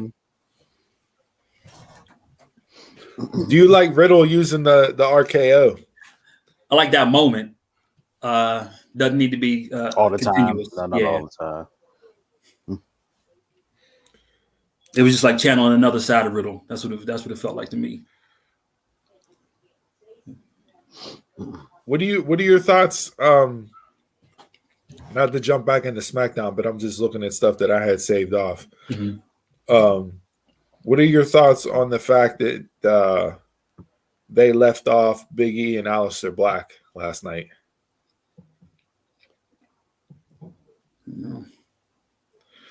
So the report, and this was from WrestlingInc.com. I saw this. Creative decided to leave Aleister. Both of them were there last night. Mm-hmm. They decided to leave them off the show last night to let the story and the start of the feud breathe instead of just rushing into it like WWE does. So given that given that aspect of it, do you like the fact that they were held off the show last night, given how last week's episode ended with Alistair coming out and hitting Big E with the black mass? I don't mind. I just need to know. I just need to know the reasoning. Like, you just can't pick one guy with a match. You got to give me. Like, I need to. What did something happen in the past? I don't know. Like, what was your purpose? Yeah, like, you just wanted to know, like, what's your purpose? You could have just inserted yourself into the IC picture right there, but instead you took out one guy. So with them not being on last week, does that make you want to know the reasoning even more? Like, was it effective leaving them off instead of having them on last night to explain it? Alistair Black's going to take some work to get on my radar. I'm just not. To me, he's going to be Alistair Black, Candles, Alistair Black. See, I think the vignettes have done good to establish an actual character and not just the candles and the ominous entrance that pretty much all he was before, because they didn't give you any character or background before with him. This time you at least get to hear background and some motivation as to why he is the way he is, which I think will continue to unfold. And hopefully this is, the feud that will start to unfold that, and you actually get more of the character itself. But yeah, just interesting that they decided to put that on hold for a week and then, let them go. What else from this week, main roster wise? You can give me prepubescent Alexander screaming 24/7. I'll take it. I don't know why. I just like his whole attitude in the match and talking. It connects me. The only thing that I didn't like with that promo, and it had nothing to do with his delivery and everything else, but what he said in the promo before the match is what they recapped. Yeah. Right before he came out and cut the promo. Like, you just gave me a video package telling me everything that he said in the promo. So it's like, why are you doing this back to back? And that standpoint, it made no sense. Like, yeah, I did catch that. So that is what it is. See Nikki Cross back on Raw. I was hoping it turned out different. Like, when she was like, "I could beat you both." I didn't want it to be a beat the clock match. I think that the beat the clock match made Rhea look like an idiot. It did, because the whole point was you need to beat her in the time, not just out there pussyfooting around, not doing anything until there's 50 seconds left on the clock, and then you try to get the win. Like, you just don't understand how a beat the clock match works. So that didn't do her any favors from that standpoint. But yeah, I mean, like you said, I think the wrestling helped Raw this week. Yeah. Then they just ended it with, "Hey, basketball's on. We'll give you this match with the women." Yeah, I didn't see the ending. But so yeah, it was. You're getting Shayna and my man Reginald next week. That was the main event. That was the main event. Mm-hmm. He caused the match. Yeah, he caused the ramp, and the pyro went off and burned him again. Not burned him, but send him backwards. Yeah, yeah. It was a terrible way to end. No wonder why they did a 1-6 for ratings for this week. One of the lowest rated shows they've had, and I think it was top 3 lowest rated shows, top 4 lowest rated shows. I think I saw top 4. Yeah, so. Yeah, but she just gripped him up at the end, was like, "I'm tired of you interfering in my matches, so I'm going to fight you next week." Yeah, next week. Yeah. That's that was your main event. Shayna deserves better. Shayna definitely deserves better. Yeah. Hopefully this is where we'll get that. All right, NXT Tuesday night. What you guys think of NXT? Man, Tuesday seems so long ago. Yeah. Cross and Balor was okay. I thought Cross and Balor delivered. I think that this match was better than their takeover match. It was they gave you a physical fight that felt like an actual fight and not just a wrestling match. Mm-hmm. You know, there was a lot of chain wrestling there. There was a lot of, MMA holds and submissions, abdominal stretches, like stuff that you don't see in today's wrestling. Mm-hmm. That, and it was hard hitting. Finn Balor was welted up by the end of that match. So Cross was laying his shit in, and it was a final stamp on the feud between them two. Like, Balor's out of the picture. We're getting the triple threat match, between Gargano, Kyle O'Reilly, and Pete Dunne to see who will challenge Cross at In Your House. So that'll be upcoming. But I thought from a match standpoint, that absolutely delivered. At the end of the match, the ref, did he just tap on Finn's hand, or did he like raise his arm up to see if he was still, conscious or not? I think he just called it. He just called it. He just called it. Okay. Because that was different from whenever Finn was having like his chokehold on Cross, and he picked up Cross's arm. Mm-hmm. So I was like, that's like not consistent. I was like, you're gonna pick one up. Why don't you pick the other one up? Yeah. Mm-hmm. Some of the things that I thought segments this week in across the board in AEW, WWE and everything else. Some of the segments this week just went on for far too long and just lost the entertainment value. Case in point, like the $1 million face-off. I was excited. I was excited for it, and I don't mind. I don't mind the direction that they went with it. Not at all. Bringing LA Knight out and having Ted, basically telling Grimes, you just don't get it. But DiBiase, I don't know if it's because he hasn't done anything in so long. He seemed off in that segment as far as talking wise goes, and he's one of the few that you would look to as being one of the talkers. But I like LA Knight coming into the fold in it. It was like, all right, where's this story going? What's going to happen with this? But why is LA Knight coming in? I mean, he's a protege.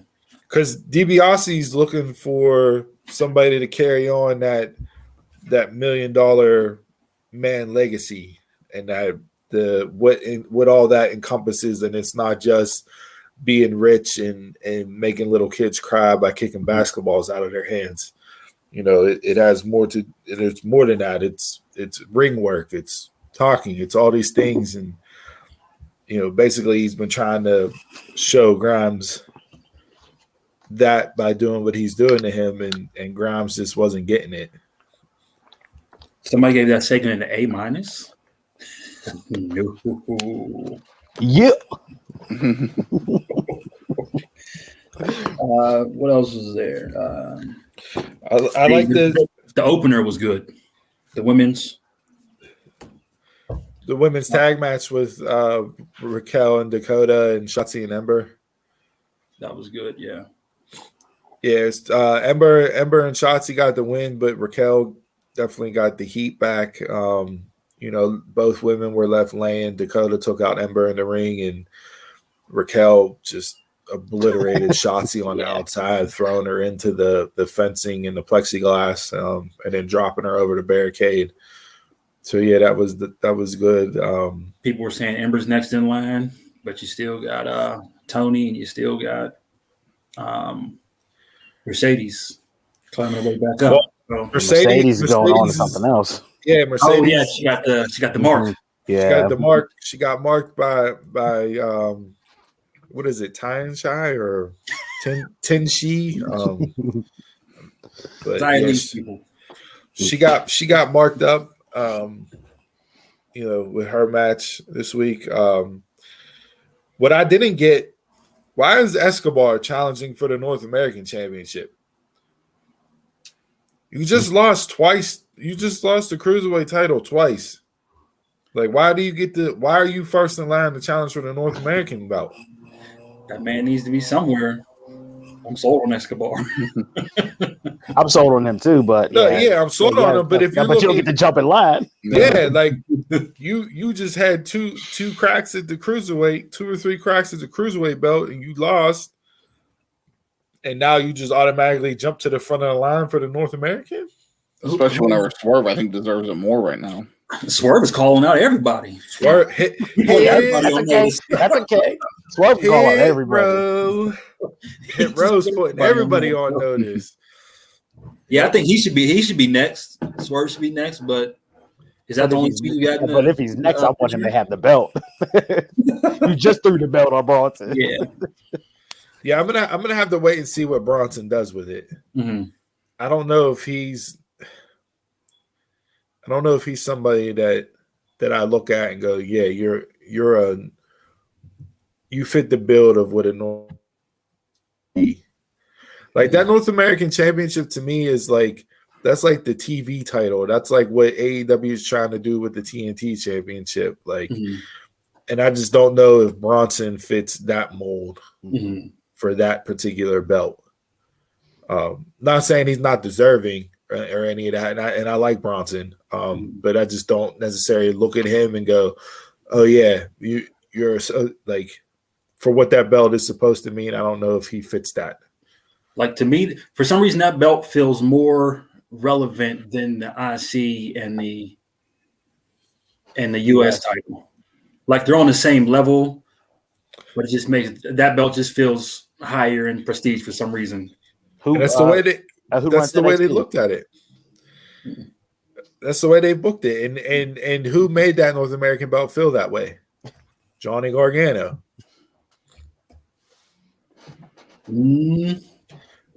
Gargano's run with it. Like before Gargano, you had didn't Cole have it? Cole with it.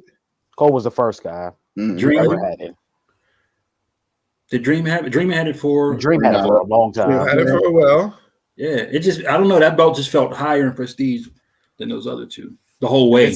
It's the way they care of it. It's the way they booked it. Yeah, it's the way they booked it. It feels like the old IC belt from back in the day. Yeah. It felt with that more than the mid-card title. Yeah. But it's that mid-card title that tells you who the next guy is. Yep. True. Which is what the IC title was back in the day. You had Brett, you had Shawn, you had Stone Cold, you had The Rock, you had Jericho. Like you had those individuals hold that IC title as you know a run for what they could do with the strap itself, and that's why I think the North American title is what it is. In some instances in their late 80s, early 90s, who was the guy in the company that just couldn't get the main title. Yeah, like Savage at the time. Savage, Perfect.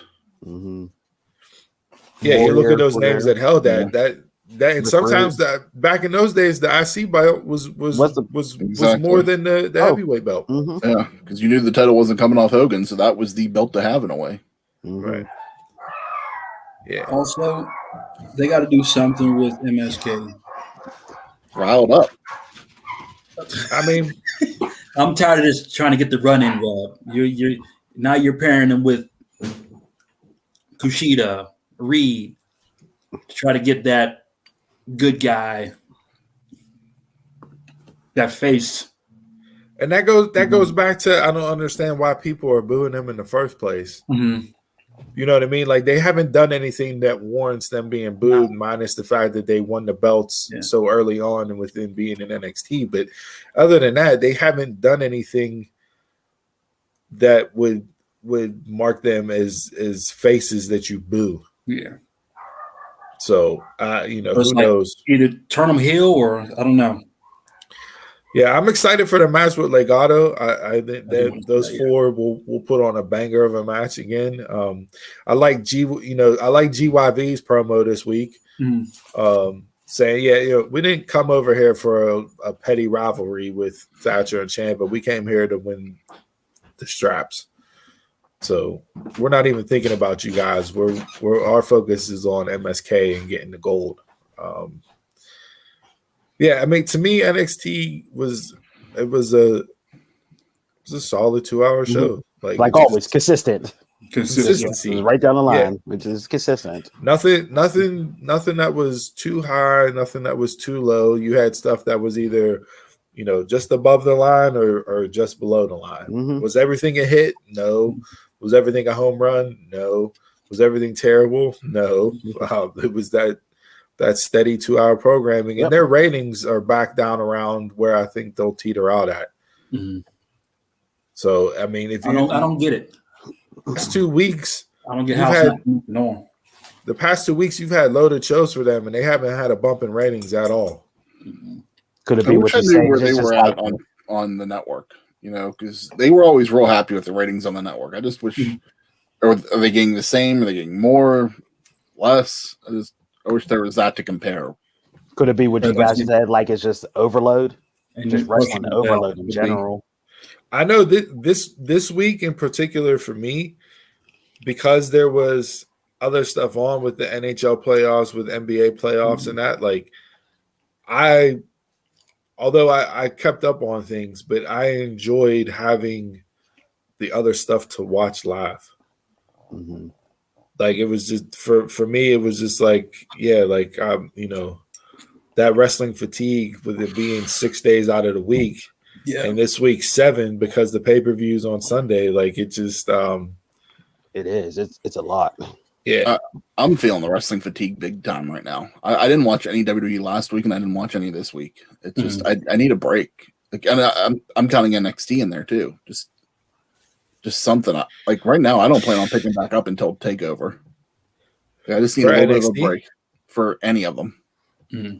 Like I just need a little bit of a break just to kind of refresh from wrestling a little bit.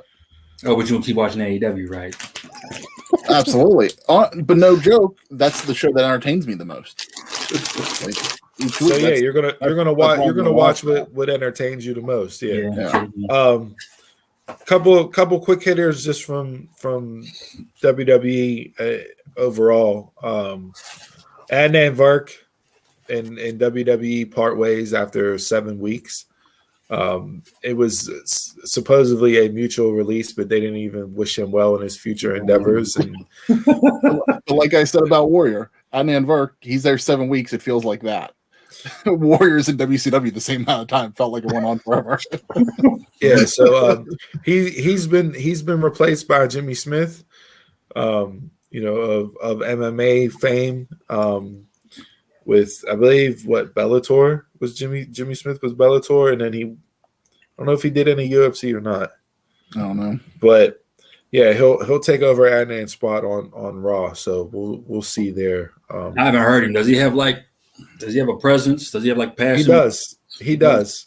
Okay. So like, I wouldn't categorize him as the same as Morrow, because Morrow is Morrow. There's only one Morrow, but he has the sports commentating background of calling big fights and big time pay-per-views. Okay. So yeah, whether or not he's up to date on the product and is knowledgeable enough on the product, I think that's one of the things that hurt Adnan the most was his lack of product knowledge and not being able to call a move what a move was. Mm-hmm. So he just relied on and whoa, like because he didn't know what to say. And that the thing I didn't like with Adnan though is it was someone that they brought in from the outside, but he still sounded like what Cole was generating with everybody. Like he didn't sound different. He sounded too much like baseball to me. Too much. And that's where his background. That's where he came from. Yeah. So yeah. So like it sounded like 2 balls and 1 strike. It did. But just speaking on the commentary scene, Sean Ross Sapp put out a tweet this week. WWE Raw, so just Raw itself, has had 14 full-time commentators in the last 5 years. That's way too many people in and out. Yeah. It's also them using 3-man booths too. Do you count the shuffles though? No, he just said 14, so he didn't specify. I mean, I know the shuffles are in there, but yeah, like I wouldn't count like them flipping SmackDown to Raw people. I mean, even though it is 14 different, Yeah, I mean that's a lot. That's a lot. I can see people like bringing in new people, and those guys couldn't, like a Browns quarterback couldn't fill the position. But nobody's clicking though. That's the problem. Like, That's the problem. You're not getting, the J.R. King, passion, and you need that type of team. I'm not saying that you need that sound, but you need that type of team that can deliver every week like they do. I'd be fine with Graves, Cole, and Saxton. I'd honestly be fine with that. If they would, Well, Cole got moved because of the Fox money. Yeah. So you're going to put your best guy on Fox. And also, I'm enjoying them two play off each other. I enjoy Cole and Graves, and I'm enjoying Cole and McAfee. Yeah. Pat to me, Pat's the Pat to me has brought out a different side of Cole on the commentary since he's joined the show. And I say that with I don't want to say bias, but I've watched the behind the scenes stuff that McAfee films for his own content, for his channel, for his show, and he does a Mr. Friday Night series on YouTube that they're up to 6 episodes now. So basically, since he's come over, it's it's one every week. But like the background and the backstories, and you're seeing Cole in a different light. Mm-hmm. But some of that personality and that like relaxation and genuine relationship that those two have between each other, it's starting to come across on air. You know what I mean? Like last week they showed when Boogs came out and was air guitaring for Nakamura, they like in the video they had McAfee standing atop over Cole, just strumming away, doing electric, and Cole got a smile on his face, and you know what I mean? Like to me, I think Cole is having fun, and it's starting to come across on screen. I would have been okay, and I'm fine with the commentary team on SmackDown being what it is now. I think if I would have done it, I would have put Pat on Raw, because I was okay with Corey Graves and Cole on SmackDown. They weren't doing anything wrong. There wasn't. It's just they can put Corey anywhere, and he does fine. Yeah, that's the only reason why they moved. They did that, but he's consistent. I think they moved Corey because his experience would be there to help catch Adnan. Yeah. So if they brought in somebody different than Adnan, maybe the shakeup would have been Pat on Raw. But I think because of Corey's experience and everything else, him and Saxton would be there to help take away some of the weaknesses that Adnan would have showed early on, and it just never clicked. Yeah. I don't mind Saxton. Like I think he does a decent job. He just doesn't do. He's not exceptional at his job, I guess. Yeah. Like he's kind of like a Tom Phillips and other people that they do their job okay. It's just. I think for him, he needs Corey. I like him being a punching bag. Yeah. No, absolutely. What else did I see real quick that were quick hitters? Jackson Riker beat AJ Styles on Raw, so there's that for you. Yeah. Did you see Broken 4-2 speed? The Broken Skull Sessions tomorrow is the premiere with The Godfather.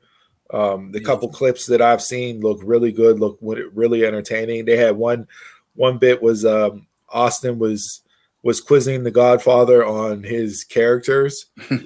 So he was reading stuff out, first to compete in a Royal Rumble, and Godfather had to go Papa Shango, Kama Mustafa, or The Godfather, and he was doing that, so he's getting quizzed on that. But that'll be a really entertaining watch. Yeah. What else? Because that's something. Godfather isn't someone that's overused in interviews, so that'll be interesting to see what he has to say. Yeah. Stephanie McMahon came out this week and said the Peacock merger allows WWE to focus on what we do best: content and storytelling. Okay. That's what I said. Documentary storytelling. So here's the problem with that. Peacock has done nothing. All that Peacock is the provider to watch the content. Peacock's not producing the content. They're still still doing everything they were doing before. They're just not the ones airing the content. So what's the difference? Because they're still doing it for everywhere else in the world.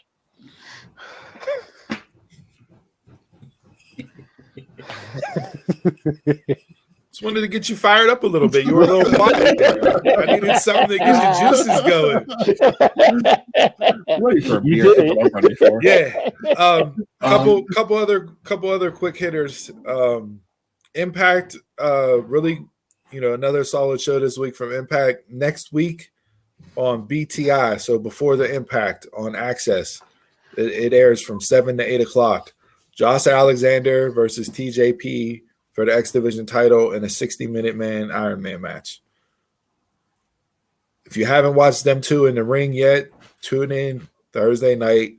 You will get one hell of a show. I don't care if you hate TJP.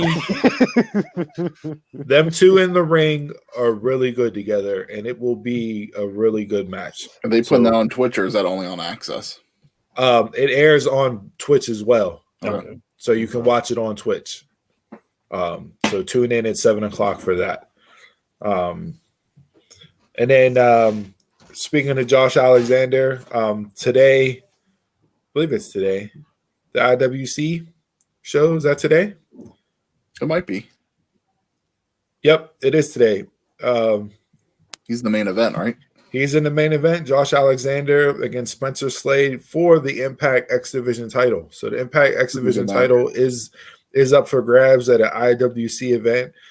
That's going on at the Washington Wild Things minor league stadium here, just outside of Pittsburgh. Tickets were on sale. I don't know if you can still get tickets or not, but yeah, I don't know. But it's going down tonight. You can watch it live on IWC Network. Spencer Slade's a great talent. I think that's going to be a great match between the two of them. Yeah, absolutely. I liked him whenever my first watch of him was a couple months ago at the anniversary show, and then he's recently been on AEW Dark and Elevation. So he's a talent.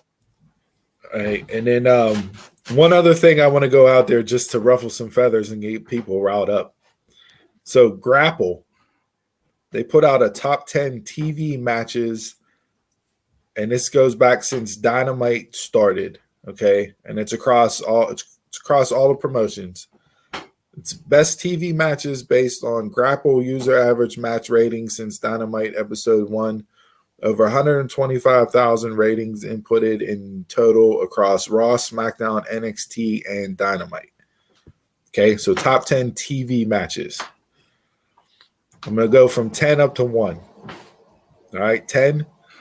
Leo Rush versus Angel Garza from NXT, December 11th, 2019. Average rating was a 4.17. We're going by ratings. Yeah, 125,000 user ratings were inputted in for this list. I don't even remember the match.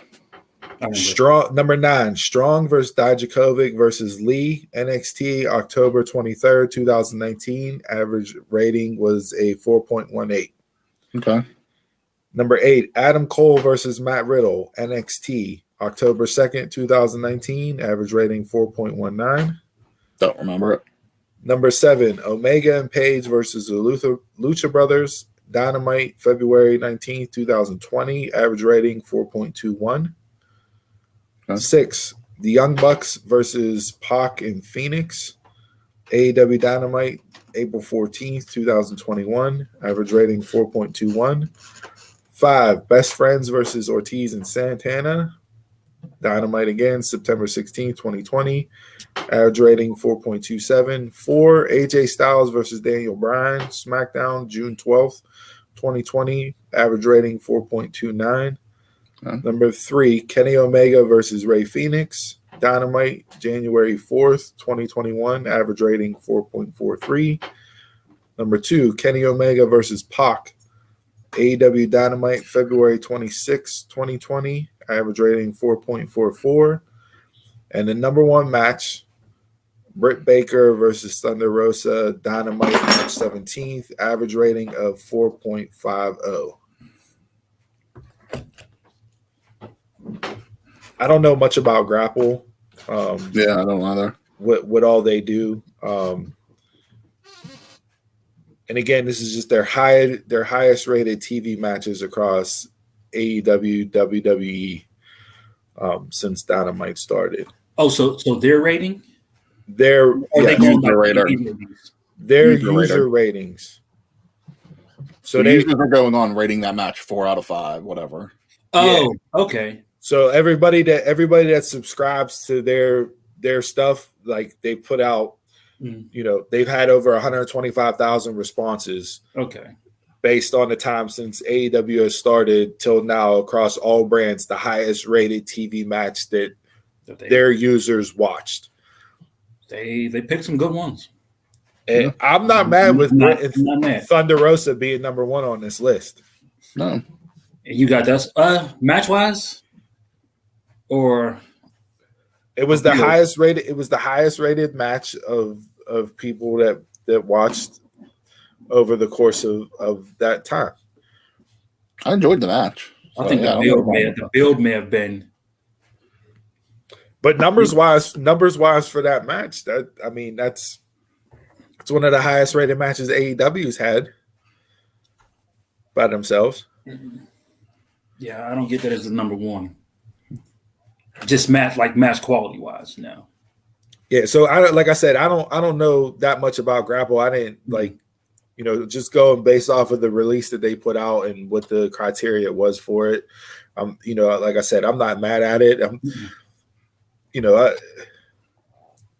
I think Raw would take a hit because of the I don't know. I'd have to look more into their actual criteria and how things were voted on and calculated, but there were a lot of good matches on that list for that being a top 10 list. So not that mad about that. Yeah, a couple I don't remember, but there's definitely a lot on there that I do enjoyed. I definitely remember Garza versus Rush. Yeah. All right, with that being the 50 greatest tags, is that coming up soon? That starts June 2nd, I believe it starts. Yeah. Okay, so that's next week. June 2nd. You want to do something when that list finished? Yeah, I'm not sure how they're doing the list because I think they're doing it like they did the women, where it's going to be multiple segments. So I don't know how they're releasing that yet. Because I'm interested. I think they're going to put it out in blocks, kind of like how the NFL Top 100 gets released. Okay. Whether it's like 50 to 40, you know what I mean? Yeah. I think the top 50 women, they did that in 4 hours. Yeah. So if you're gonna, it'll be 4 to 5 hours with 10 on each show, breaking it down. The outtakes look hilarious. Breezango, perfect host for this. They were trying to cut promos and doing it in different. You got to keep that in the show too. Yeah, the outtakes were hilarious. So no, but I'm looking forward to that. That'll generate some discussion by itself. We may do a special edition for that because that will be a very interesting list and how they rank it. And it's just WWE tag teams. So but yeah, no, that'll be good. So all right, long on bell to bell, a lot to cover. Again, Dynamite was good last night. Double or Nothing tomorrow night for the pay-per-view.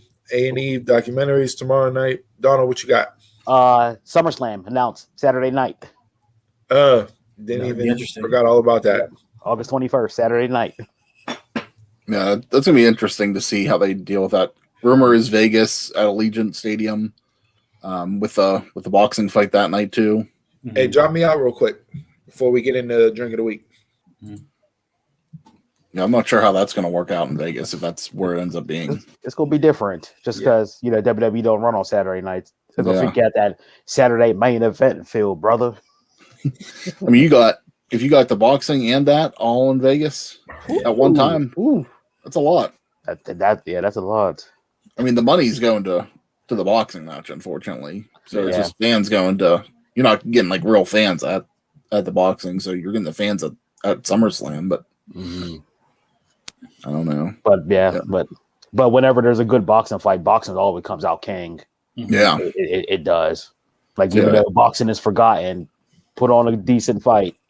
It'll be surprising. It's surprising for them to do that unless they decide to go a different location instead of Vegas. One of the rumors I heard was that someone was saying that from where they heard the location was it's supposed to be a logistical nightmare. So I was kind of surprised if we're Allegiance the rumor right now. Yeah. I remember how bad it was for us to get into WrestleMania 32. Yeah. But I don't know if it's going to be if Allegiant would be that big of a mess too. Yeah. Who knows?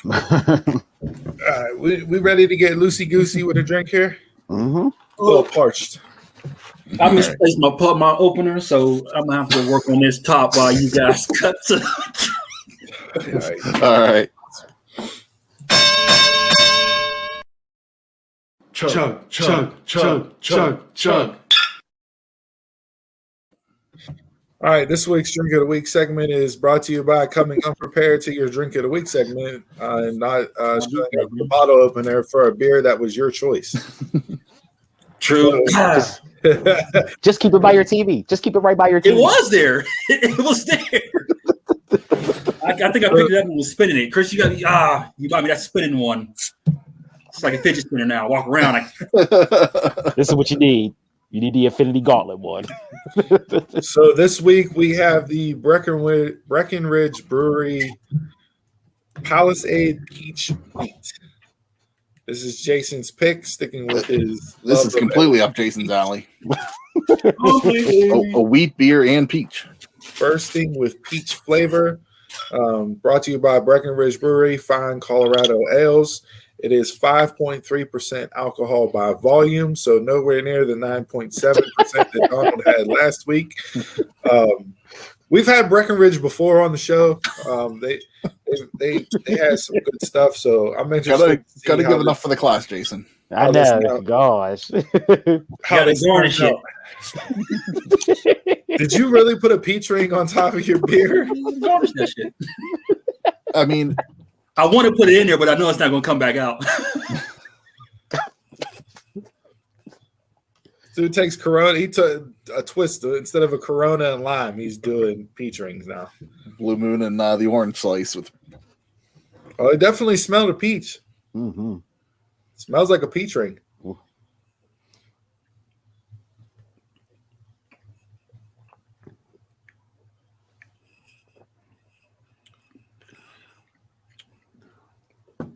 I don't hate that. No. Oh, yeah. I like it. Just sit on the back porch and just stare off. Yeah, to me, this is a summer beer for sure. Yeah. Not when it's 50 degrees and raining like it is in Pittsburgh. 90 degrees and sunshine on Memorial Weekend, which it should have been. This is one, sit around, toss some cornhole, grill up some food. I'm okay with this. I thought maybe whenever I first smelled it, I thought the peach flavor might be too overpowering and it might be too much. But I think it's just enough, and it gives you a solid peach flavor without overpowering everything.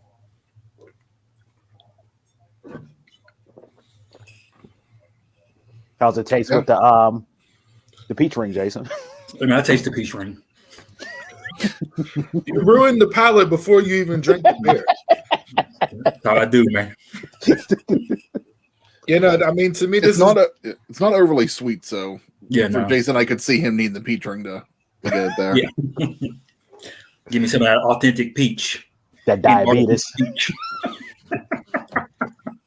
For me, it's sweet enough. I think the peach gives just enough to give that sweetness and.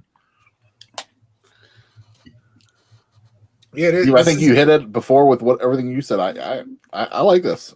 I was actually a little skeptical going in on this one. This is the type of beer, but this is a Blue Moon without having to add the orange. You know what I mean? Like you don't need to put the fruit in it. You get that flavor enough. You don't have to put the lime in, or you don't have to put the orange slice in. You don't need the peach ring, but. Yeah, I would buy a case of this and keep it in the fridge for summertime. People coming over and that I would definitely buy this and have this on stock. So normally I give my extras away. I might hang on to these. Yeah, as I say, this one I can buy see a 6 you pack. Mm-hmm. Okay. Yeah, I think it's good. I think honestly, like if it was nicer out, like for a nice cookout on Memorial Day, this would be the perfect beer to have with it. Yeah. I think I'm gonna go. I want to say 4, but I kind of feel like I don't know, maybe a little bit. I'll go 4.25. I think it deserves that. All right, Donald. I give it a 4. Definitely. I'm gonna give it a 4 just because. What? No 2? I was gonna go 3 something, but you guys all went 4. You gonna praise the beer I picked? Yeah. Get on board with it. Judge yourself. Yeah, I mean, it's something I drink again. It's not groupthink here. It's gonna be above 3. So. 3. Yeah, I'll go 3.8. This is Did you just $1 me? Yeah, I did. Absolutely. Absolutely. Yeah, I'll go 3.8. No, look, it's not like oh my God, you have to drink this beer. Yeah, no. But if I'm putting this in my rotation of summer beers, this is definitely going in my rotation. Something comfortable. Yeah. I'm gonna add this in with my Blue Moons. I'm gonna add this in with my Coronas. I'm gonna add this in with my Stella Summer Solstice. Like I'm gonna add this into my summer rotation. Yeah, if this is around for the rest of the summer, I'll definitely pick it up again.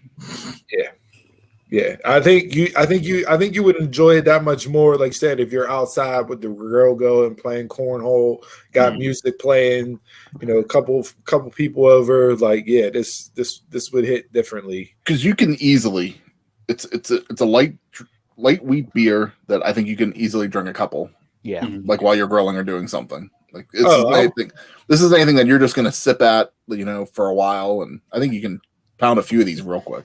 No, I mean we're only a couple minutes into this segment, and this bottle's almost gone. Like, and it's rare I actually finish a beer on here. I'm going to be finishing this one. Yeah, no, very good, Jay, very good. So we're 2 for 2 on the latest round of purchases we made. Donald, yours was a home run last week. Jay, this one was a very good choice.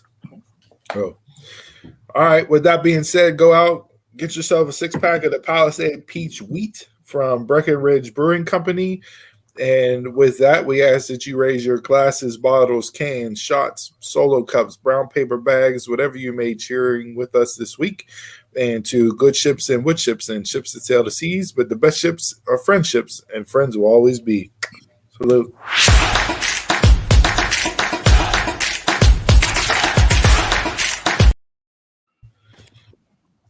All right, this week in sports is brought to you by the worst play in over the 150 years of Major League Baseball. What the hell was that garbage the freaking Pirates did the other day? That was showing their talent. That's what that was. So much hate on my timeline. That was the first baseman not knowing the situation at all. He should have been benched. That was the scene from Major League back to the minors. I feel like somebody said I want out. Your movie reference there. Somebody said I want out the organization, or we want to make this team look as bad as possible to get the man out top. Something. You can't script a play like that. Mm-mm. It's unbelievable. Oh gosh! Remember, like in the '90s, whenever the baseball third baseman. In the '90s, those baseball bloopers tapes were, so popular. This would have been number 1 on one of those. This was on national news, man. This was like actually on Today Show and stuff. Everything. Like my sister sent it to me. She doesn't watch baseball.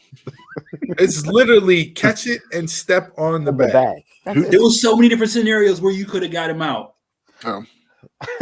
Catch it and step. The easiest one is just catch the ball and just take 2 steps back. Tag him. I don't. Yeah, my man catch the ball at first. Who wasn't covering? Now anything. Hey, I like. So before, what was bad before, what doesn't even get talked about was the fact that the runner on second base got there because they tried picking him off and he made it to second base on a pickoff attempt. So that's bad enough as it is, right?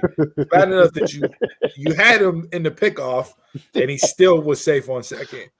And then he had the wherewithal to not only round third, but come home.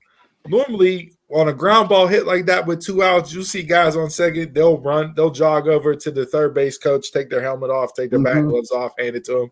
No, this jagoff had the wherewithal to say, nope, stay on my horse and round third and head towards home. And then the situation, 2 outs. Yeah, come on, man. And then the hitter, whenever he ran back to home plate, whenever he was called safe, he had enough time to celebrate and still make it the first. And not only make it the first, then get the second on the bad overthrow. Come on, man. But for a while there, like out in any scenario you get an out, the run doesn't count at all. Hey, but even if he scores first. Hey, but guess what? Fireworks night is coming up soon. I'll still see people there. I hate this team. I hate this team, but hey, they did not that makes me want Pedro Alvarez back at first base. I'm on a AFC North shit talking page, and they just summed up Pittsburgh in 3 plays. That's the fumble against Cleveland and Jari. Yeah, that's what I was gonna say. It added on to Jari's stupid ass play. Oh God! And the overtime, that's second overtime. 3 plays. It's like, come on, dude, how you? He passed it right to the Islander. You don't clear the puck up the middle of the ice. It's the same thing in soccer. If you're the goalie, you don't roll the ball up the middle of the field in soccer. It's the same exact way. Go out wide and then you. Yep. It's like, come on, man. Like, and he couldn't stop. If anything, just shoot it up the boards. Yeah. Just let it loose and just shoot up the boards for somebody. Just unbelievable. Those unbelievable games, he couldn't save anything. I mean, it was like open net. Oh well, they just kept peppering his high glove side. Oh my God! He couldn't work a glove to save his life. Man, it's unbelievable. And it goes back to what we said: the goaltending was going to be the issue. Mm-hmm. It got so. Yeah, so I'm the team's too talented to be eliminated this often in the first round of the playoffs. Yeah, 3 years in a row. I said it last week. 3 years in a row. First round losses, getting swept twice, and then losing 4-2. And the way you lost, it's time to blow it up. Sullivan got to go blow it up. But will the Penguins do that? No, they won't. They'll put a Band-Aid over it, just like the Steelers did this year, bringing Big Ben back and everything else instead of just blowing it up and moving on. I'd give Sullivan this year, just because of the management shakeups that happened at the beginning of the year, like after the season started. I'd give him a full season to see what he can do with them. But if they can't produce something next year, it's time to go. They got to find another goalie. Like, they have to. Jory said, I'll be better next year. Yeah, because you're not going to be on the team. But again, so it comes back to accountability, right? Mm-hmm. Like, Jari doesn't take any accountability for that horrible play. The Shelton, the manager for the Pirates, comes out and takes all the accountability for the play and saying it's on him, and it's like, no, it's not. Like, call your player out. Mm-hmm. He should have got yanked. He should have got yanked right there. His head is not in the game. I don't care if you don't have another first baseman on the roster. Put somebody else at first base. I don't care. Sit down. Like, you can't. Position players can pitch. There's somebody else out there. For the Pirates, you know how, like, whenever Lloyd McClendon stole the first base years ago and they were, like, showing it, like, on the anniversary every year? They better do that with this play every year. Never forget. Sheldon was like, the base never moved in 147 years. Unbelievable. You know what's sad with the Penguins? I thought this was interesting. So the top NHL local TV markets this season, St. Louis was 3, Las Vegas was 2, and the Penguins were number 1. The Penguins were the number 1 top local TV market. I'm in the last 12 years that the Buffalo Sabres on MSG Plus were not in the top 2. Sabres dropped off 35% from last season to this season. They absolutely stunk. So but just you have the fan base, you have the support, and then you go out and shit the bed 3 years in a row like that. Mm-hmm. It's just unbelievable. But I mean, it says something for the Pittsburgh fans. They support the Pirates through all their shit, so of course they're going to support the Penguins through theirs. Oh, the Penguins have built up enough equity. Well, yeah, at least the Penguins and Steelers. Yeah, the Penguins have won 3 Stanley Cups. Yeah, at least they have 2 recent cups. Yeah, they have the equity that it's okay. Sorry, you made a bonehead play, but I'll still support you. The Pirates, there's no reason to support this team at all. I mean, they up until this past week, I think they had not a player in their lineup had more than 4 home runs. In an era where it's a long ball era, where it's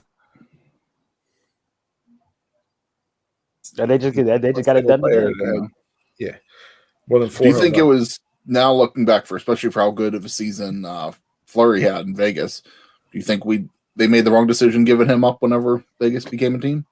I don't see. That was the big talk here on local Pittsburgh market, local Pittsburgh radio this week. Was why'd you ever get rid of the Flower and everything else? And it's like, but the fans were calling for them to get rid of him that year. Nobody remembers how bad the fans were shitting on Marc-Andre Fleury before he left and went to Vegas. And at the time, not only was it was a cap hit. You weren't going to You didn't have the money to pay Malkin. You didn't have the money to pay Malkin, Sid, Letang, and Fleury all over $8 million a year. Well, they also had 2 goalies that they were using besides him too. And Murray. Nobody would have thought Matt Murray would have turned into the head case that he was, and got the old Chuck Knobloch Ips and forgot how to play goalie. Jari's the same way. He forgot how to play goalie. He forgot how to throw from second base to first base. You forget how to catch a puck. Everybody saw Murray that year in the playoffs and everything, and they fell in love with him, and it was like, okay, time to get rid of Murray. It was like, Pittsburgh fans. Revisionist history. You can go back and say, oh, we'd have a much better chance with Marc-Andre Fleury in that, but you guys forget how bad it was for him here at the end. Yeah. And people crapping all over him for them not winning more cups they thought that they should have based on his goaltending. So I'm not one of those individuals that subscribes to that theory. To me, you made the choice. It was more than just, do we keep or get rid of Fleury? There were other factors coming into it. Yeah. You had an expansion draft. You had to put, player up that was available. And based off of everything that surrounded it, Fleury was the guy that took the perfect storm. Yeah. It was what it was. Again, I don't think they would have counted on Matt Murray not forgetting how to play goalie. When's the expansion draft for Seattle? This year. When are they doing that over the summer? Yeah, they have to. I mean, they're going to be league starting in the fall, so they got to do the expansion draft at some point here. Who do you give up? I don't even know. I know who I'd give up, but how many players do they have to give up a team? I think just one. Okay. Yeah, you have to. Yeah, you can designate one player available. Okay. Now, do they have to be an expiring contract? I think I'd put up. What was that? Do they have to be an expiring contract? No, it can be anybody. Anybody. You put up Malkin. That's my pick. I don't think they'll do it, but that would be my pick. They, Letang talked about it. He said him, Malkin, and Sid all want to finish their careers as Penguins. None of them want to go play elsewhere. They all want to finish, but none of them are the GM. So to me, you gotta think about the future of the team, and if getting rid of one or two of those guys get you the future of the team or gets you started back on the right track, given all the draft picks and draft capital you've traded away over the years. Would I like to see them, all three of them, finish it out? Yes, but again, you can't hang on too long, man. You saw that this year. Malkin didn't look like the same Geno, so I don't even know what you get for him now. Yeah, I like Malkin a lot, but man, he was costly this year. You'll probably get more value if you trade Letang, but I don't think they'll trade Letang. No. To me, if you want to stay with the franchise, you got to rework your money. That'd be in my eyes. Yeah. And, Like and you you know pay your that's a half, hard. you can stay. And you But know I that's don't- that's a Like hard you sell said, nowadays. mhm. That's a hard sell. And you Yeah. gotta do something next season to show your worth. And And I don't know enough about hockey with their contract structure. I don't even know how possible it is to rework money, Jay. Mm-hmm. You know what I mean? Like NFL, you rework contracts on a yearly basis. Mhm. You know what I mean? Converting stuff over, voidable years, so on and so forth. I don't know think they enough- do in hockey. Yeah, I don't know enough about hockey contracts to where But that salary if cap that's is even hard. possible. So. Yeah, that's a solid cap. So Yeah. Speaking of hockey and Chris, I thought of you this week whenever I saw this story break. Robert Morris University made a decision to end their D1 men's and women's hockey programs. Some of this came out. I'll read a thing here that Colin Dunlap from 93.7 The Fan put out this week. So in November 2019, Robert Morris University in Pittsburgh set a goal of $100 million in a campaign pitch to help fund the academic programs, scholarships, and facilities of the men's and women's hockey teams at Robert Morris. Mm.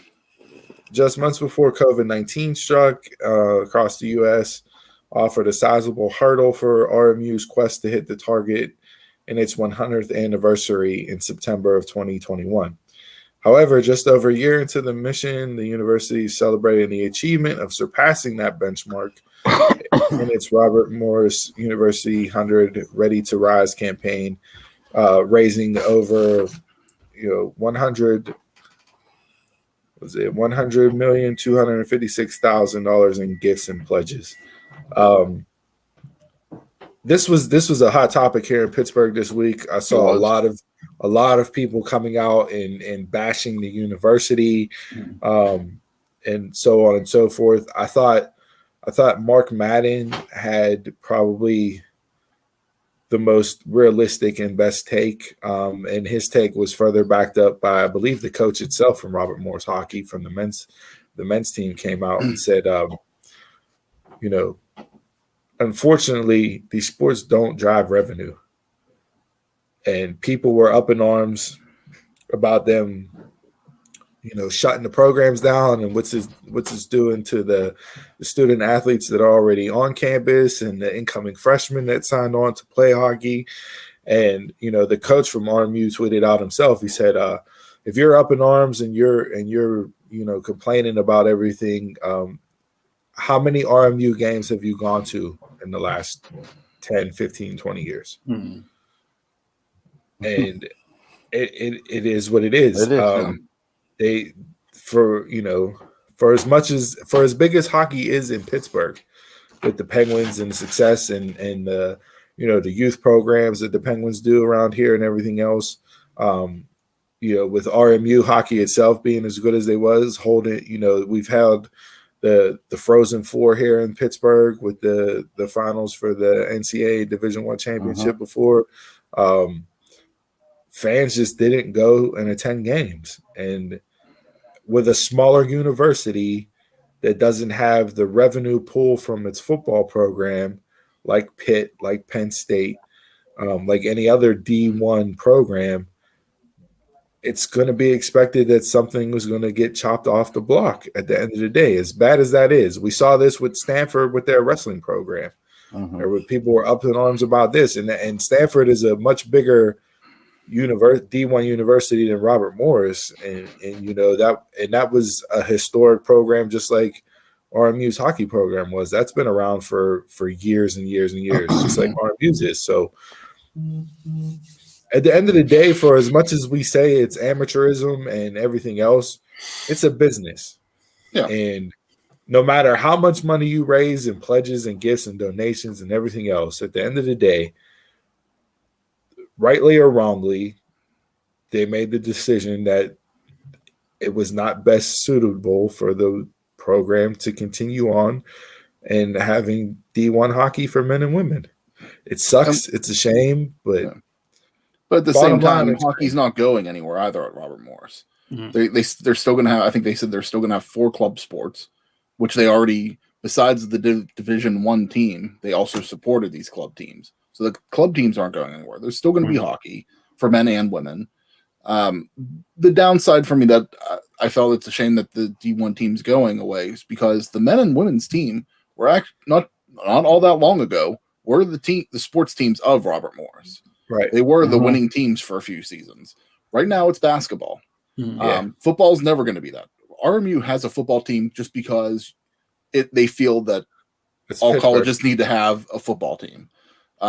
They built a stadium there first before they bought the Island Sports Center down in Coriopolis to support the hockey team instead of building something on campus. Right. They built the football stadium on campus while I was there because they used to play at Moon High School they just renovated the basketball. They just did the basketball last year, and right now men's basketball is the sport. Whenever I went to college there, it was women's volleyball and women's basketball that were the teams. It wasn't anything else. And now it's men's basketball, and they've brought in money from that. So the men's basketball team is doing what they're supposed to do. They got a new stadium. They're playing the way they should have. Like last year, they won the NEC tournament, and they were going to go to the NIT tournament and go to the dance. Or they won the NIT tournament to go to the dance. Unfortunately, they just didn't get to go because of COVID. And now this year, they moved leagues. Now they're in the Horizon League instead of the NEC. And they moved a lot of the other sports. So I think it's kind of a little bit of that. They've been readjusting all the sports teams at Robert Morris. And like I said, I'll reiterate again, it's a shame because the men's and the women's hockey teams were the teams for a bit. But at the same time, hockey's not going anywhere. So if you still want to support hockey at Robert Morris, you can. Maybe now it's more important that you go support these club teams so you can say there's a fan base maybe for them to go back into the NCAA again at some point. Yeah. Like to Steve's point, once you start eating at the bottom line, that's it. Yeah. That's it. Yeah.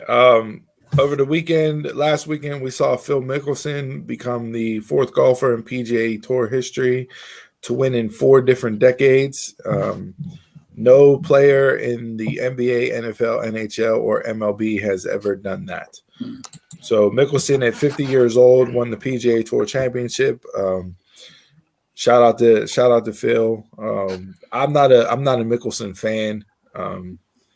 Not for any particular reason. I just he wasn't somebody that I would turn on the TV to watch golf and watch him play. But it's a hell of an accomplishment for somebody at 50 to go out there and win a major tour event and to win in 4 separate decades. That's a rare accomplishment. You had Vince Carter, who played in 4 different decades in the NBA, which is a crazy feat in and of itself. But to actually win a major championship in your sport in 4 different decades is something to be applauded. I saw Ryan Garcia was out there giving training tips to Logan Paul for his upcoming June 6th fight with Floyd Mayweather. They had some sparring videos came out with them showing him giving some tips and pointers and all that. I'm still not going to pay money to watch that. So I'll follow the fight on Twitter, but you're not getting me to cough up whatever $80, $90, $100 to watch that thing on Triller. That's not doing it. No. Or Showtime, not Triller, whatever Floyd Mayweather's promotion is. Showtime Boxing there. What else in sports caught your eyes this week? Anything? Wayne Gretzky steps down as executive with the Oilers and goes into the booth. And I didn't see that. Yeah, he's going to be an analyst. And then his rookie card just sold for $3.75 million. Wow. Yeah, I don't know how good Gretzky's going to be in the booth. Personality wise, I don't know if it'll work for him. Yeah. Obviously player wise and knowledge wise, his ability to talk and explain, I think you could have like him be the NHL's version of Tony Romo, where Romo's calling out plays and dissecting stuff and giving reasons as to why this happened, when, and so on and so forth. Like, I can see Gretzky being that. I just don't know how much he'll actually connect based off of like personality and whether or not that's going to turn into a good look. Do we know who he signed on with, who he's going to be commentating on? Was it TNT? Oh, That's not that's not a good. I mean, Or we'd have thought ESPN would cough up some money. You think so? Yeah. yeah, but TNT's probably trying to do something like what they do with the NBA. Yeah, TNT. Type of show. So wait, is he going to be a commentator or is he going to be an analyst? Like if you have, the ice hockey version, the NHL version of the NBA on TNT, where you have Shaq, Kenny, Charles, and Ernie. If you get an NHL version of that show and Gretzky's on there, I think that's better than him actually being in the color commentator in the booth. Yeah, he's a TNT analyst. Okay. I'm okay with that. So that's okay. Mm-hmm. He's not going to be, again, he's still not Mr. Personality to where he's going to be like the star of the show, but he's going to know what he's talking about. So if you give him like a 4-man booth, yeah, somewhere where he can not be the main focus, it'd be decent. Yeah. What else did I see? NFL wise, Julio Jones wants to get out of Atlanta. Yeah, you want to talk about some shit. So apparently Julio didn't realize that he was live on air on FS1 on Undisputed with skipping Shannon whenever Shannon Sharp called him. This call my friends. And Shannon Sharp potentially could be facing some jail time because of the privacy laws in California, and it's a two-way consent state. That is right, yeah. So if Julio truly did not know he was live on air and it turns into a big ordeal, I don't foresee Shannon going to jail over this, but he can't. There is jail time out there. California privacy laws are probably, I don't want to say strictest, but they're the most in-depth in the country as far as privacy laws. California is in and of itself on a separate plane and playing field with that. So we'll see what comes out about that. Rumors all week long. He is going to be traded regardless. So I don't know where he ends up. I know Titans AJ Brown put out a video pushing him hard. New England has always been rumored for that. This morning I saw 49ers and Rams. Rams don't need him. Put it to you this way. Julio at 32. You hear it all the time whenever cornerbacks are asked this or other wide receivers. So, ask questions about, wide receiver. They always preface it with this. Besides Julio, ABC. Julio amongst his peers is the guy as the best wide receiver. Now fans can debate that, and you can have your OBJs, your Tyreek Hills, Devontae Smith, like Devontae Adams, like whoever else you want to throw out there, right? But around the league and in the locker rooms, Julio is that dude. And any team that Julio goes to me, this is like when Randy Moss went to the Patriots. He makes your team instantly that much better. Mm-hmm. And if you put him on, you can rattle off 4 or 5 teams there. You put him on the Titans. You put him on the Rams. You put him on the Colts. You put him, Ravens were the other team too this morning. You put him in Green Bay with Rodgers. Like, you imagine like Green Bay's offense. You have Aaron Jones. You have Big Bob Tunyon. You got Devontae Adams and Julio Jones with Rodgers back there spinning it. Come on now. And if you're a team that can afford to take on Julio's cap this year, his cap number changes next year. It's a lot less next year. And the June 1st trade designation will affect this. But if you could hop on and get Julio, I'm trading future draft picks.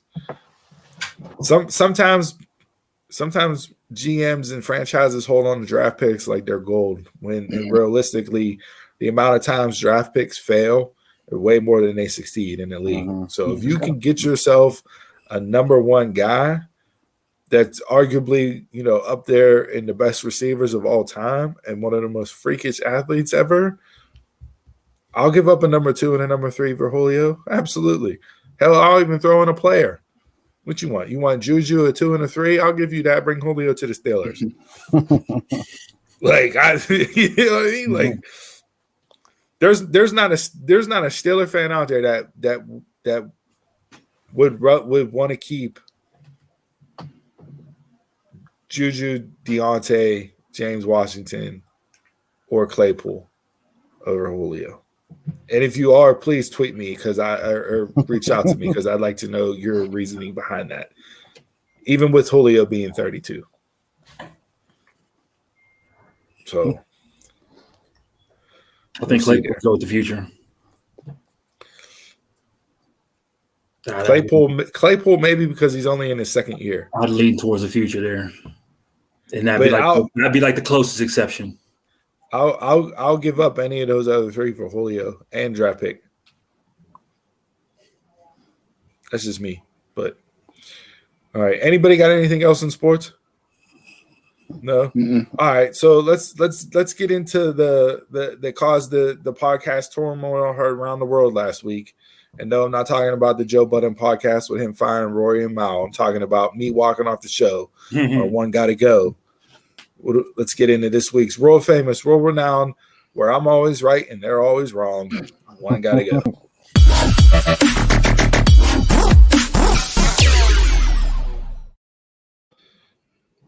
All right, so a week later, Steve. I mean, how you feeling? No one else really supported your take last week. I'm dying on that ledge. There's absolutely no way you can talk me off. Absolutely. But he commented in your favor. Nobody commented in your favor either. So, like, you're changing up the criteria as we're going along with this, as far as, so on, whatever. Don't even get me fired. What do we have this week? So this week we're going to have similar topic. We're gonna okay. Bringing up the goods. Random you can't. This list doesn't even make sense because you have. Was this another PDF one? You have 3 female rappers on here, and then Rihanna and a singer. So they're all technically all hip hop. No, Rihanna is not hip hop. Nobody would classify Rihanna as a hip hop artist. Rihanna would have made more sense last week. Rihanna would have made more sense last week on the female vocalist list. No, she wouldn't. No. What? Please. Are you saying you're telling me Rihanna can't sing? I'll tell you right now, this list, Riri can go. She's going off. She's not you can't. She can go, period. She doesn't even any list of all time. Riri can go. You are really out of your mind. She's a blip. What? She will not be talked about another 50 years. You're absolutely crazy. Umbrella. You are absolutely crazy. Umbrella 7 on fire. You're I wish I had the control so I can mute your mic because you're the only one that can do it.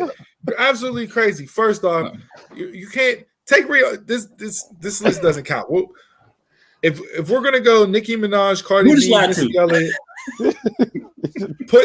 put Meg Thee Stallion on there instead of Rihanna. Because you're going female hip hop artists. Like you can't. And Nicki Minaj, Cardi B, and Meg Thee Stallion are current day. Missy Elliott is what we grew up on, and a lot of people nowadays don't even know who Missy Elliott is, even though Missy Elliott's. To be truthful, when you put Megan Thee Stallion on, I paved the way. I don't know much about the rap game anymore, so I really don't. If we're sticking to this card, where did you get this list from? This is from the One Gotta Go list. Well, whoever at the game made up this list, the game developers, you don't know what you're talking about. If you keep Rihanna or you replace Meg, I'm still taking Nicki off the list. She just never resonated with me. Yeah. Never. Can we do some live on air editing where we like cross out Rihanna because she doesn't belong on this list? And the blasphemy that you spoke about Rihanna, Chris, I know that I'm gonna that dared. No. Oh god, there's absolutely nothing. A blip To me, she's not as big as she is to me, but I'm not taking her off the list. I'm not taking her off the list though. Y'all are crazy. You don't know Rihanna's catalog and what she's done. So for me on this list, I don't know much about Nicki Minaj or Cardi B because I'm not into the rap game or anything anymore. But I heard some of Nicki Minaj's song. I haven't heard anything Cardi B. So just on you just don't know. I was gonna say you've had her Cardi B. You just don't know because I don't. Oh, speaking of, if you want to double back to wrestling, Nicki is the featured song for SummerSlam. Yeah, so Cardi B said she would appear as long as Lacey Evans isn't there. Oh, was it Cardi? That was Cardi. Cardi, not Nicki. Cardi. Wow, it's Cardi and Lacey. Yeah. Lacey and Cardi had beef on Twitter with each other. So Cardi said she'll show up if Lacey's not there. So I don't even want to vote on that stupid list. Oh. And you saying Rihanna's a blip. So three of us went. Okay, Chris. I see. It's just Chris. I don't even know what to say. I don't need her catalog. You don't need Rihanna's catalog? Chris. Hey, add Rihanna to your catalog. And Chris act like he ain't been to Matrix.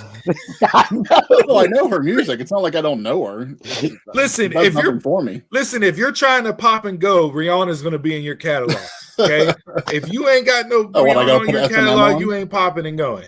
To me, Umbrella might be the best song out of the whole list. I can't believe that had 2007 on fire. We're not even. They still play it at work. Yeah, they do. It's work. It's on all the time. That's another one. There's so there's so many. There's so many songs. I can't believe you said Rihanna's a blip. Like that's unbelievable to me.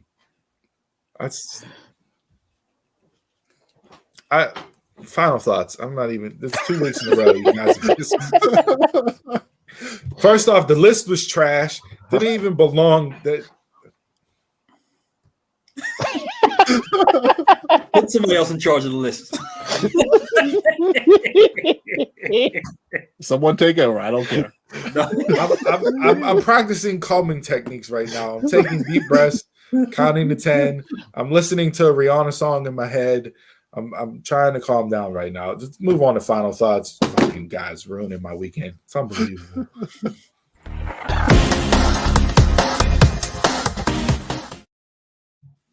All right, guys. Thanks for tuning in to episode 39 of the Dumb Marks podcast. Before Steve has a coronary and goes off today, please subscribe, like, and follow our social media pages at Dumb Marks POD. This way that you can get notifications when we go live each week. Our audio-only edition of the podcast is released every Monday on all your favorite podcast platforms. And as we mentioned earlier, don't forget that our official Dumb Marks merch is now available on ProWrestlingTees.com. And now through Monday, May 31st at 1 p.m., if you use the code MEMORIAL, you'll save 20% on everything that you buy. So pick up the brand new After Dark t-shirt or the One Gotta Go or the logo. You want to send us home? Anybody got any final thoughts? I got a couple things final thoughts wise. Two things, two quick things, and then one thing that may be a little bit longer. But one, Kenny Mayne signed off for the final time as a SportsCenter anchor. Prior to his final sign off, he had one final interview he did with Aaron Rodgers this week, and in Kenny Mayne, true to form in Kenny Mayne fashion, he ended that interview with a big "fuck you, Aaron Rodgers." Live on air because Rodgers told him to get into the crypto game as the crypto game went to shit. So he ended the interview as Kenny Mayne can with a "fuck you" to Aaron Rodgers, and Rodgers sat there cracking up. But Kenny Mayne has been around at ESPN for a long time. one of the anchors that are synonymous with that brand. So it'd be interesting to see what he does and where he goes from here. Another final quick thing for me, Guy Fieri of Food Network fame and Diners, Drive-Ins, Dives signed a 3-year, $80 million deal with Food Network. Wow. Crazy.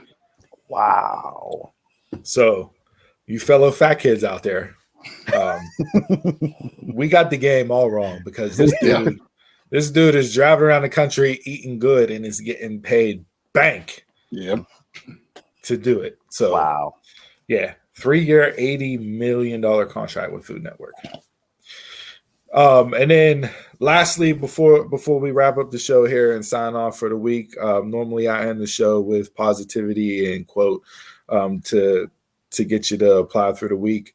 I felt with it being the last Saturday in May, and May is Mental Health Month. We haven't touched on anything mental health wise.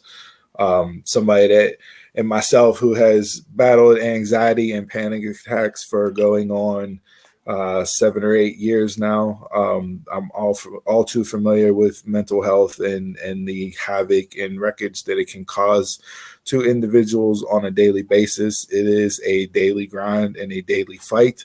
There's many ways to cope with it and exercises and things to deal with it. But the biggest thing that you can do is talk about it and let people know. Don't keep everything bottled in. There are various support groups out there that can help you with whatever you're dealing with.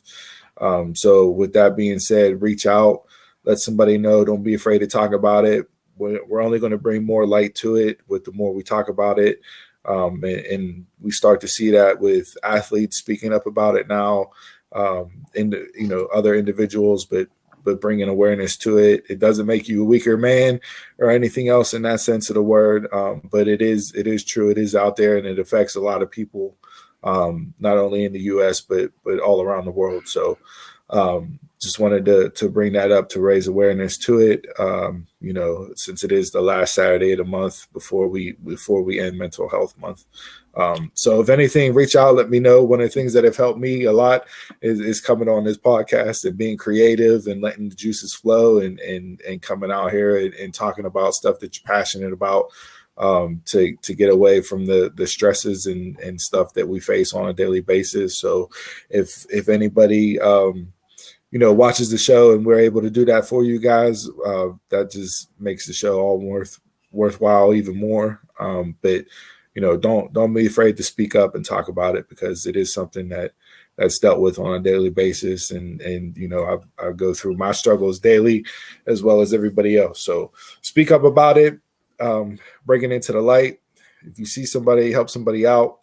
And with that being said, I'm a Mark, you're a Mark, tell a Mark. Thanks for tuning in. Until next time, you can catch us around the way.